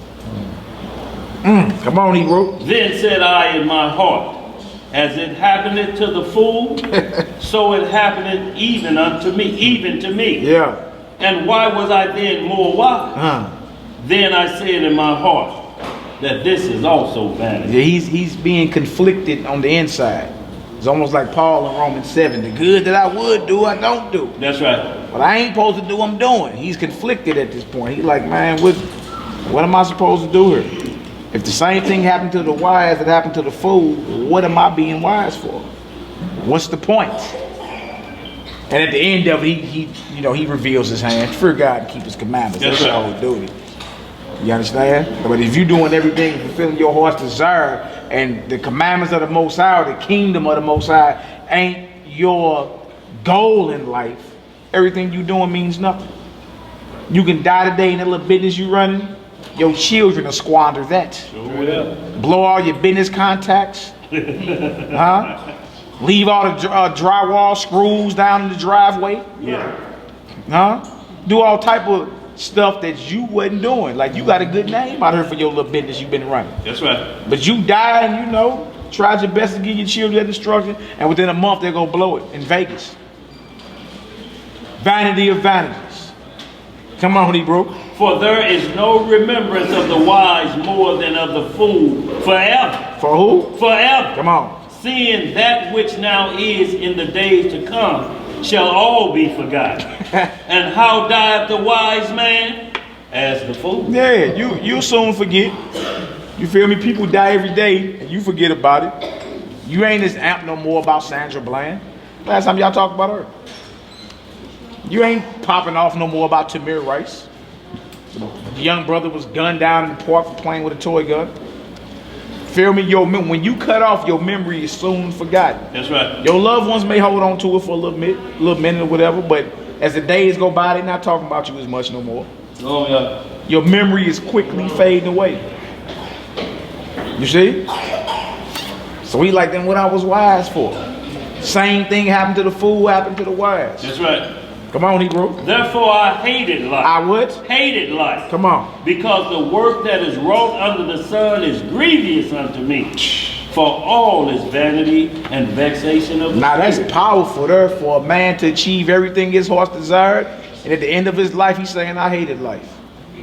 That's powerful right there. That really make you switch up your perspective in life. Yeah. Like, he got everything that his heart desired. So what if you achieve everything your heart desired? You feel me? There's a possibility that you could be feeling how he's feeling. That's scary right there, boy. Because your goal is not the kingdom of heaven. That's right. And everything else you're just doing to feed your family. Call it that. What do you do for a living? My job is the scriptures. What do you want to ask me what I do to feed my family? Well, that's a whole other topic. Absolutely. We can talk that. Yes, That's sir. a whole other topic. Yes, sir. Serving of the Lord is my occupation. That's right. Straight up. That ain't our mindset today, though. Our mindset is, I'm a journeyman. I hear you. Yeah. I hear you. I hear you talking. All is vanity. Come on, Hebrew. Yeah, I hated all my labor which I had taken under the sun, because I should leave it unto the man that shall be after me. He's conflicted. He's like, man, look, I'm going to leave it to my son. But who's to say my son going to be wise in my absence? Who's to say somebody ain't going to get in this area and say, look, cash in, boy, we going to Vegas. That's right. We finna blow all that. Huh? Once you give up the ghost and take that grave nap, that dust nap or whatever, you have no control over what happens under the sun. That's right. You have no control over it. Come on, Hebrew. And who knoweth whether he shall be a wise man or a fool? Yet shall he have rule over all my labor wherein I have labored, and wherein I have showed myself wise under the sun. This is also vanity. Like, dang, everything I worked so hard for, you dig, I can't take with me. And who's to say if I leave it to my son or whoever, that they gonna do what I did with it? Vanity. His soul, his spirit is being torn. Like, dang, I done actually lost focus on what this is about. Ask yourself, have you lost focus? This thing about the kingdom, when you're done talking and when you put everything in proper perspective, a lot of the petty arguments will go off the table. That's right. Yeah, like, whatever. Fire and brimstone is coming. It's all vanity anyway. What are we arguing about? Like, what are some of your arguments that you're going to tell the Lord for you not doing what he told you to do? I'm still waiting on an excuse somebody can give me. Yeah. Give me one valid excuse. Right. That you got that you're going to tell the Most High. This the reason why I stopped doing what you created me to do is because I was arguing about And you think that he gonna be like, oh man, that's all good. Come on up in here. Right. No, if it was no excuse for Solomon, what make you think it's an excuse for you? The Most High appeared to him twice, gave him wisdom beyond his years, gave him riches, glory, honor, and he still willingly went against the Most High. What make you think that ain't you? Think about every time you compromise and get complacent or something. You know what I'm saying? Go soft on the situation. Yeah, it's okay. Hey, they just kids. Huh? They just kids partaking in the Babylonian rituals. Right. That you know originated in Satanism. It's okay though. You know, it's fine. They're kids. They'll grow out of it. Meanwhile, you the one that's been put in charge of your children. That's right. And been commanded to train them up the right way. Come on, Hebrew. Therefore I went about to cause my heart to despair of all the labor which I took under the sun. Yeah. For there is a man whose labor is in wisdom, and in knowledge, and in equity. Yet to a man that had not labored therein, shall he leave it for his portion? This also is vanity and a great evil. Even your spiritual wisdom and the riches you lay up. You feel me? Everything. Like who's to say that who you imparted it to is gonna do what they supposed to do with it? You feel me? Just like you got physical riches, you got spiritual riches. Who's to say that who you leave even your spiritual inheritance to, they gonna do what they supposed to do with it? You feel me? We train these children up, but who's to say they gonna do that in your absence? That's right. Huh? Who's to say they really gonna have that hand to the plow like you was going when you had it? Who's to say? You feel me? Vanity of vanity. The man is conflicted. Vanity of vanity. All his vanity save the preacher. At the end of his life, when he achieved everything that you will never get. Wow. Brother, you had something? Yeah, I just wanted to say, somebody gonna come along and say, you only got one life to live. Yeah. But look, hey, but that's what the Most High said. You only got one life to live. I put before you life and death, good and bad. Choose life. Huh? Swim at your own risk. There you got one life to live. Well, take that opportunity to be righteous. Right, exactly. Take the opportunity to do what you know you're supposed to be doing. Because only a portion of it will be in his flesh. The rest of it will be in eternity. Come on, Hebrew. For what hath man of all his labor, and of the vexation of his heart, wherein he hath labored under the sun? For all his days are sorrow, and his travail grief. Yea, his heart taketh not rest in the night. This is also bad. Oh man, conflicted. Can't even sleep. You know how I be, boy, when you can't look yourself in the face in the mirror? Is that evil you done did, boy? You know how I be when you done cuss yourself out. You know you. Yeah. You know you really been low. You done cussed yourself out. Look at yourself in that mirror, boy. That's right. Oh man, you've been low. Yeah, lower than a footprint low. Ooh, boy. Yeah, come on, Hebrew. There is nothing better for a man than that he should eat and drink, and that he should make his soul enjoy good in his You hear labor. what Solomon saying at the end of his life? Boy, eat good and drink good and enjoy yourself. Enjoy the fruits of your labor. Huh? All the days of your vanity. That's your portion. Enjoy yourself. He ain't said don't enjoy yourself. Just know there's a judgment coming. That's right. Whatever you do, know you can't cross a certain line. Enjoy yourself, you know, chill on back, relax, play your Frankie Beverly and Maze like the elders, you know. Yes, sir. Do your thing, you know. Joy and pain. Is it joy and pain, sunshine and rain? Yeah. It's all vanity. They go skating like the youngsters do, you know, about 3 times a week. They be out there, you know what I'm saying, skating backwards and, you know what I'm saying, skinny, crazy legged and, yeah, I hear you. Enjoy your vanity, my brother. I ain't mad at you. Judgment is coming, though. That's right. All right, come on, Hebrew. This also I saw, that it was from the hand of Yah. It was from the hand of God. There's nothing better for you to do to eat and drink and enjoy the fruits of your labor. It's from the hand of the Most High. He don't want you as a robot, you feel me? You can have fun, just have fun in righteousness. Come on, Hebrew. For who can eat, or who else can hasten hereunto more than I? Come on. For God giveth to a man that is good in his sight, wisdom and knowledge and joy. So somebody that's good in his sight, they receive wisdom, knowledge, and joy.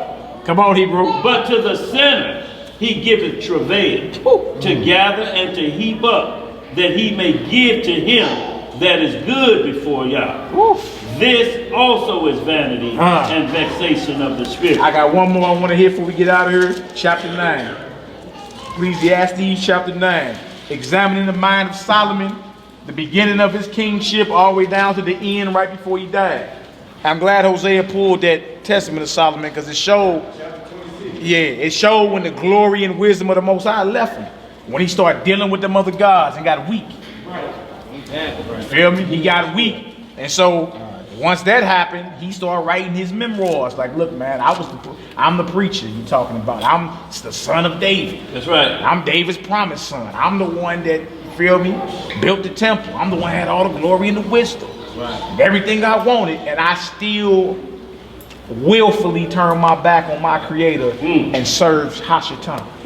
It's like the more and more you actually study his writings, like the whole time they're telling you that he effed up. Yeah, he know it too. He know he messed up. And only the books of heaven know, or only the Most High know if he gonna be allowed to the kingdom. Because he willfully went against the Most High. It wasn't like he was tricked into it.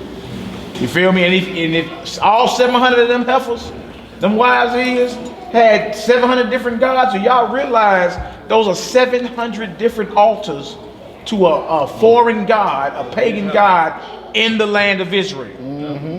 And with each altar, there comes rituals and a body of notes. That's right. You feel me? He just gave up and say, look, man, y'all have at it. Do what you want to do. Do what thou wilt. Do what you want to do. And he turned a blind eye to it. Even though he asked for wisdom to judge between right and wrong. That's right. Like he did with the baby and the two harlots and the baby. He asked for wisdom so he could properly discern and judge between what's right and wrong. You feel me? And the time came when this same wise and righteous judge said, the hell with it. Whatever. I give up. But he's writing this at the end of his life like, hey, look, this is what this is about. You better fear the Most High and keep his commandments. That's the whole duty of man, because he's going to call every work into judgment. Every secret thing, whether it be good or evil. You feel me? Everything you think, say, and do is recorded. That's right. Eyes of the Most High 10,000 times brighter than the sun, beholding the good and the evil. Most High got excellent bookkeepers. That's right. Excellent bookkeepers. His eye, he sees everything. What a blessing in that valley too. At least he had sense enough that it's not the end to have that. No doubt. Recall. No doubt. Come back and say, let me bring these back to everybody's remembrance, my life. Right. Ain't nobody get no higher than this, and all y'all gonna be stupid. Right. Not on this level. It's still in all. My last words are these. Yeah. Which may save a lot. Yeah, no doubt. No doubt. May save a whole bunch. That's right. And let me say this before we enter the next chapter. See, it's something, when the books are open, the deal is if your name is not found in the book. So when you understand the writing and you accept, your name go into the book of life. Right. It's not to get it blotted out, because that's what Moses said when he came down right after they come out of the Red Sea. He had the Ten Commandments. He'd look up, hey y'all, I got the, what the? They down there partying already. Worshiping Molech at that point. Yep. Just come out of Egypt. Partying, orgies going on. And Moses asked the Most High, blot my name out. Right. Not theirs. He's like, no, every two got to sit on his own box. Yeah. You can't, you're not the promised seed anyway to take on the sins of the world. You're asking too much. You want a whole lot for $2, Moses. You're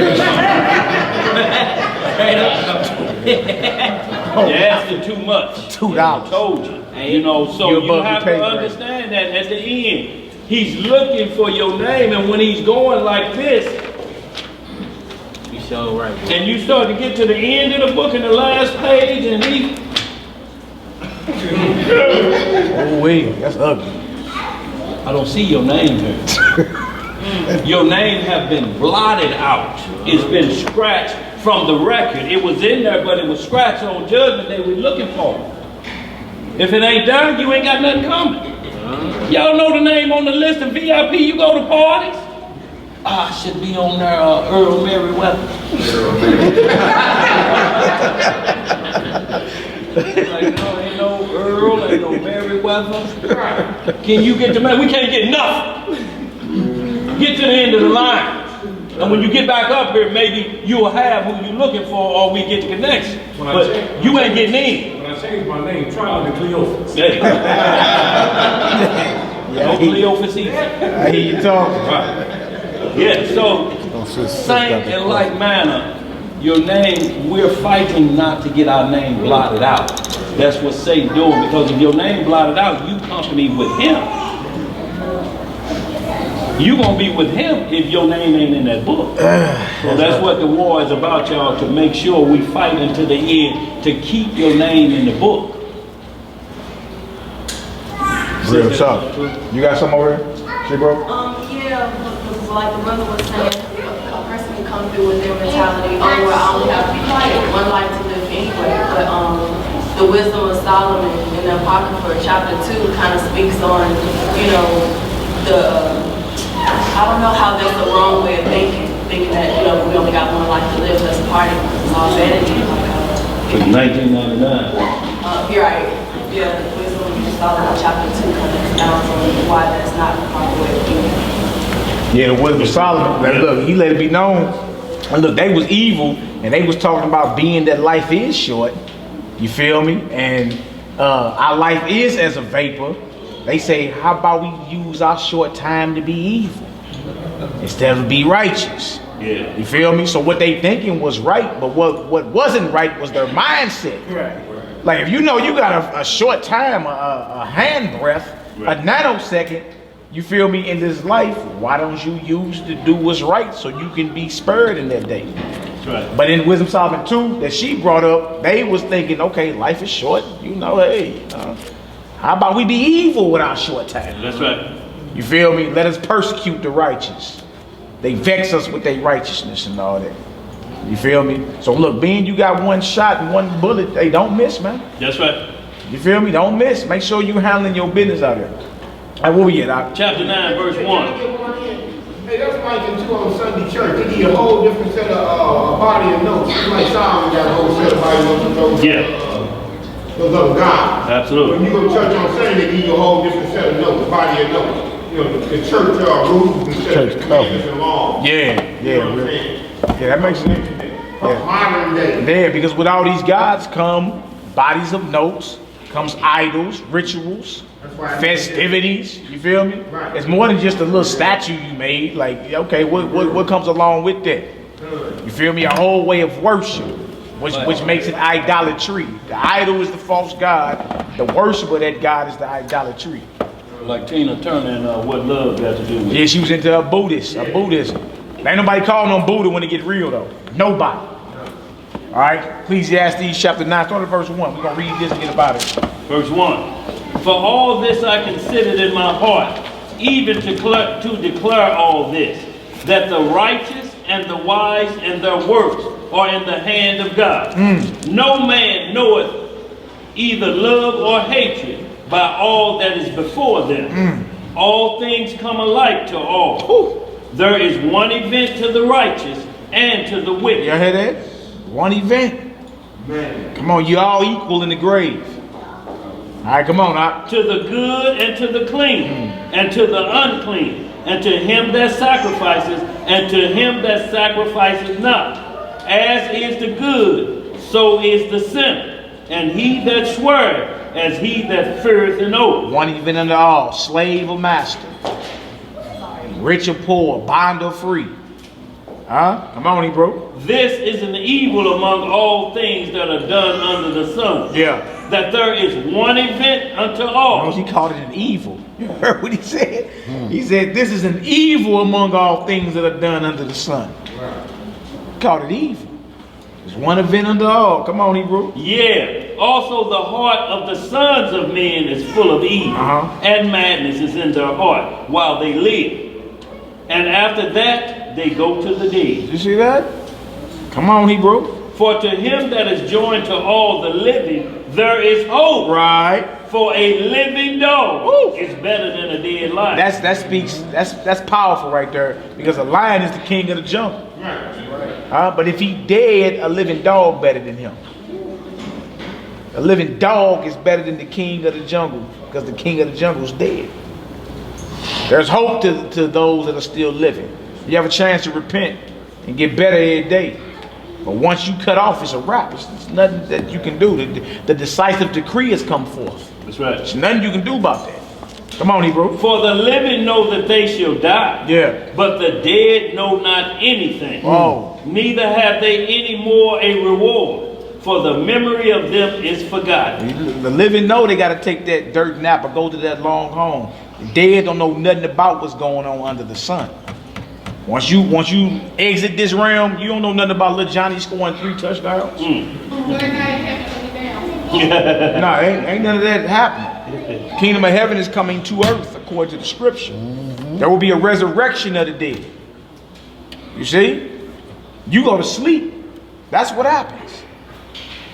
And either you're going to rest with the righteous or be temporarily tormented until judgment day. Everybody don't rest in peace. If you've been evil, you're gonna get a head start on the torment that's coming. You're gonna be tormented. Question, man. In Luke 16, man, when Lazarus and the rich man, okay, when he passed away, it seemed like he still had a sense to know to ask Father Abraham, hey, send Lazarus back up. My folk. Yeah. I know we were rich and we live wicked. Yeah. I won't let you eat off the ground. That's right. Let alone the table, you dig? So I know how my people are. Yeah. So he had the mindset. Yeah, it's a it's a consciousness. It's a level of consciousness after you die. He just ain't know what they was doing at that point. He just knew I got brothers. Like, dang, you dig? Like, I pray they don't come into this place. No doubt. Right? But what they was doing at that moment, at that time, he didn't know.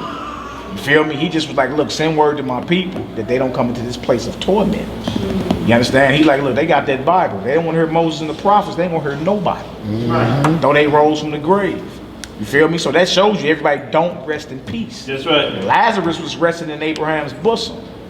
The rich man was being temporarily tormented until judgment comes. That's when the lake of fire is open and death and hell, or death in the grave, is thrown into the lake of fire. You feel me? That's the second death. That's in Revelation. So everybody don't rest in peace. If you've been evil as all hell, you're not going to be resting with the righteous. Now that's another sobering reality that you got to answer for. So you get a sneak peek, basically, or a head start on the eternal judgment that's coming. You know, and that's your soul we're talking about. When you're talking about your spirit, they go back to the Most High. You feel me? Your body return back to dust. But what about that conscious or that soul or that mind? Where'd that go? You see what I'm saying? Because they all the same thing. Mind, soul, consciousness is the same thing. Where'd that go? What they got to give an account for? Well, that's either going to rest with righteous men and women from the beginning of time until the judgment comes, or it's going to be temporarily tormented. You feel me? Where the wicked at until that lake of fire is open. That's right. That's all it is. But that's the soul of those men that they was talking about, the consciousness, right? He didn't know if his father was cooking beef stew that night. You feel me? He just knew he had family. I'm like, look, let's send them words so they don't come here. He said, look, they got everything they need to duck torment. They got the Bible. That's right. They need to hear the Bible. AZ got a question. Yeah, AZ. I was just saying, so that means even when he was telling the den, that man's still in that position right now to this moment. Yeah. Resurrection has not happened. As a whole, resurrection of Messiah has, you understand? But the resurrection has not happened. And that's what we waiting on. What you call good old judgment day. We almost appeared before the throne of Messiah. That's right. You say in the book of Romans and Corinthians and all that. We still waiting on that day. You feel me? So if that ain't happened, that means everybody that ever died is either resting with the righteous or being temporarily tormented. And they in both spots until judgment comes. Well, that's about the return of Messiah and resurrection of the dead and everybody get their portion. That's what that's about. So everybody don't rest in peace. Everybody don't. Uzziah, go ahead, Doc. So it's safe to say that there is a pre-lake and then you got Abraham. Yeah. The resting spot for your soul. Either your soul is righteous or, and look, as soon as you die, you gonna know. That's right. Soon as you die, you gonna know. It's like you getting locked up for a traffic warrant versus getting locked up for premeditated first-degree murder. We both get booked in at the same time. You feel me? But my time finna be a breeze. I'm up out of here. As soon as I see the judge, I'm up out of here. All my people finna come buy me out. I'm good. That's a good example. You, I don't know about you. They got you on camera, Right. thinking about the crime, Right. doing the crime, Right. and they got a confession. Yeah, you going them ways. You ain't finna get out no time soon. It's the same thing. We all may get booked in together. You feel me? But we don't go to the same spot. That's right. That's the And analogy. Paul talked about that too in 2 Corinthians. He said he journeyed to paradise in a vision and saw things unspeakable that he couldn't repeat. You know, so and he called it paradise of Abraham's book. In the Testament of Levi, in the Testament of the 12 patriarchs, Levi talk about that third level of heaven called paradise. It's the place where the Messiah told the thief on the cross, know this day you're going to be with me in paradise. So you have to understand there's different levels of heaven. It's just not the one we see and then you count. But that third level is where the righteous soul rests, and there's a great gulf between the middle, and the wicked lay right there and tormented until they go from there to the lake of fire. That's ugly. So it was safe to say that one thief that was on the cross that got his ass plucked out, where he is. Who, the one who was fat mouth? That was not repentant. Yeah, fat mouth right there. Yeah. Fat mouth and on the cross. Yeah. And a known robber up there for his steal. Yeah. And say, look, he can't even save himself, man. Why you wasting your breath? Like, okay, we'll see. We'll see you doing some howling too. So is that the whole idea where they got the whole idea of purgatory from, like the Catholic Church? That's how I'm pretty sure. Absolutely, but the only difference from there, they say this to get them out of purgatory. And I ain't talking about book, money. Talking about books. Right. Yeah. Right. Like you can give the church a big enough offering, and that will get your loved one out of torment. That's the whole doctrine behind purgatory. Yeah, or pray to Mary or some type of mass. Come on, let's finish this up. Verse 6. Yeah. Also their love and their hatred and their envy is now perished. Yeah. Neither have they any more a portion forever in anything that is done under the sun. Done under the sun. Come on. Go thy way. Do what? Go thy way. Come on. Eat thy bread with joy, and drink thy wine with a merry heart. For God now accepteth thy work. It say enjoy yourself. Feel me? Eat your bread, drink your wine with a merry heart. The Most High accepts your works. You feel me? Though we ain't talking about being a robot. Like, no, enjoy yourself. But you can enjoy yourself in righteousness. That's the right. whole thing. Being wicked is not what's called fun. Being evil is not fun. Get that out your mind. But you can serve the Most High and still enjoy yourself. Eat your bread, drink your wine. You know, we festive people. We love to barbecue. That's right. You know what I'm saying? Smoke some lamb or something, and you know, pour up some wine and praise the Most High. Enjoy yourself. The Most High now accepts your works. Come on, Hebrew. Let thy garments be always white, and let thy head lack no ointment. Come on. Live joyfully with the wife whom thou lovest all the days of the life of thy vanity. Of thy who? Of thy vanity. It said live joyfully with your spouse. Enjoy yourself. Dang, but they called it vanity at the end. Man, what's up with that? Dang. He say enjoy yourself, but don't forget that it's vain. Enjoy yourself though, you know. Enjoy, you know. Love your spouse. Eat good, drink good. But don't forget that it's worthless. You understand? If the focus ain't the kingdom of heaven. That's right. Everything you doing is worthless. It don't even matter. You feel me? Nah, I wouldn't even, nah, I'm just gonna say no, no, brother. No, you know, show some self-control. Yeah.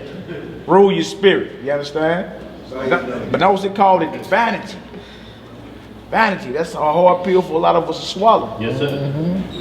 All right, come on, Hebrew. Which he hath given thee under the sun, all the days of thy vanity. For that is thy portion in this life. It's your portion in your life, you feel me? Come on. And in thy labor which thou takest under the sun. Come on. Whatsoever thy hand findeth to do, Do it with thy might. Do it with what? With thy might. Whatever you plan on doing, you better hurry up. Hourglass, the sand is sliding through that hourglass. You ain't got long. And whatever you plan on doing, you better get to it. You feel me? In a righteous manner. You plan on doing certain things and making certain moves and, you know, to establish your house a little better. You better get to it. You better get to it. Time's ticking. 250,000 people die every 24 hours. Our number's coming up. So Solomon at the end of his life say, look, whatever you got planned to do, you better get to it. Don't be the type that leave unfinished business. Start something and never finish. Whatever you got going on, get to it. That's right. All the days of your vanity, that's your portion in this life. This is your portion. Enjoy yourself. It's all vanity. Whatever you plan on doing, get to it.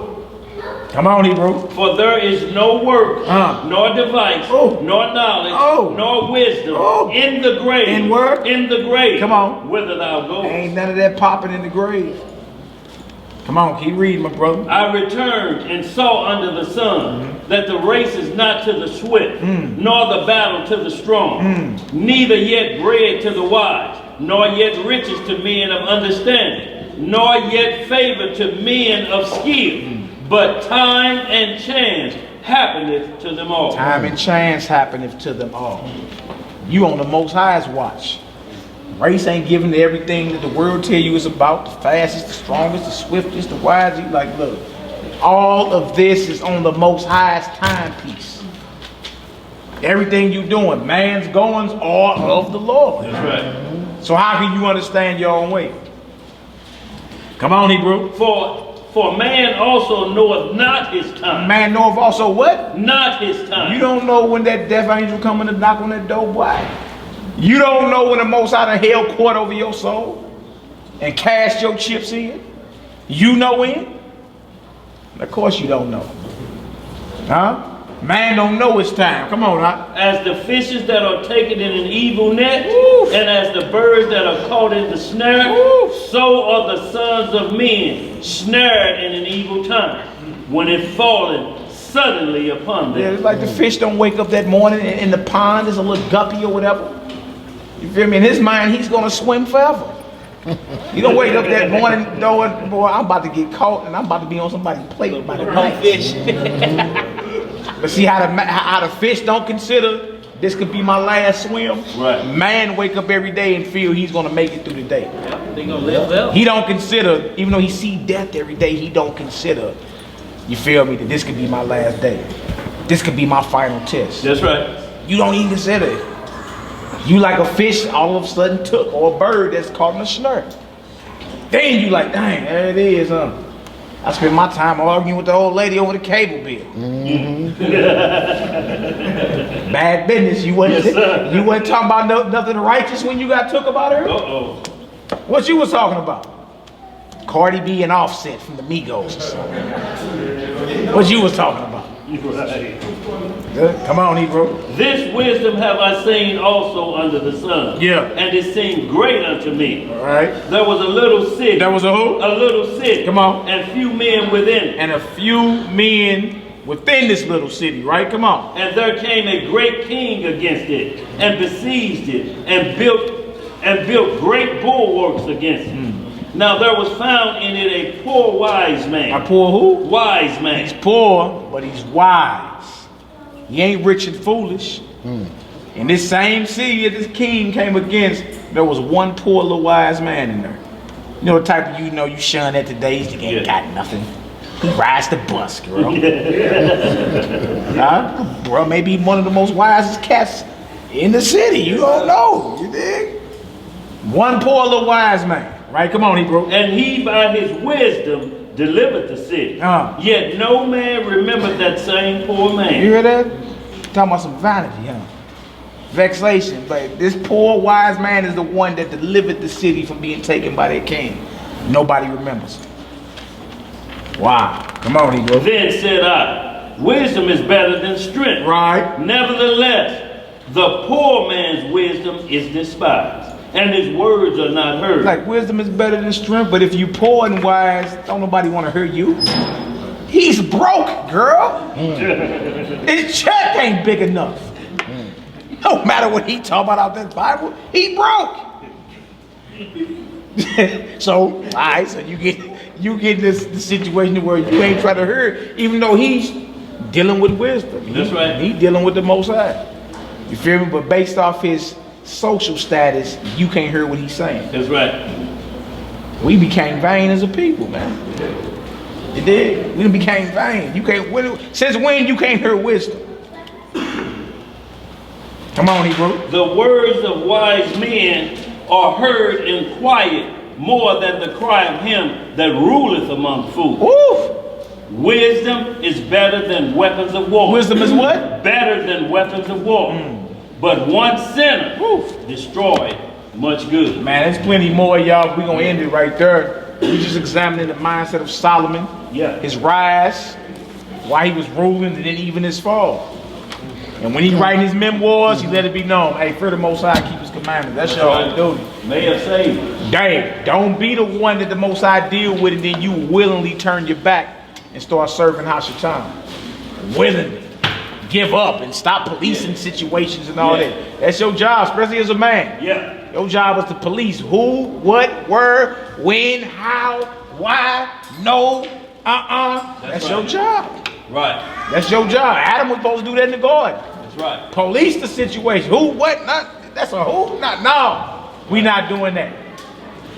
That's your job. Solomon got old and he got complacent and he stopped policing the situation. He lost the house. And he lost the kingdom behind that. Yes, sir. All right, let that not be us. That's right. Y'all read that whole Numbers 30th chapter. It talks about the man of the house or in the house perspective, so to speak, y'all. So, like we talk about, you know, teachers down here, y'all. Y'all listen up, listen up. Anybody that's feeling like they done studied the matter and they ready to present a class, we in a rotation up here. Get in the rotation if you feel it. You know what I'm saying? So it ain't subject to us because if you don't teach it or you don't give it away, you can't keep it. It ain't gonna stay with you if you don't give it away constantly. Yeah. You have to give it away so it stay with you. But the devil coming. Let me say this too, Daniel. All these secret societies today, they attribute all their hidden knowledge and wisdom. They got it from Solomon. Every secret society, and at the base and worship of every secret society, they admit they worship the devil. Yeah. You feel me? He got a lot of blood on his hands. Will he be spared in that day? We don't know. I don't got a kingdom or a lake of fire to put him in. That's right. You feel me? But all these secret societies, thousands of years later, attribute all their knowledge from Solomon. That's right. Y'all just want to make it put it out there.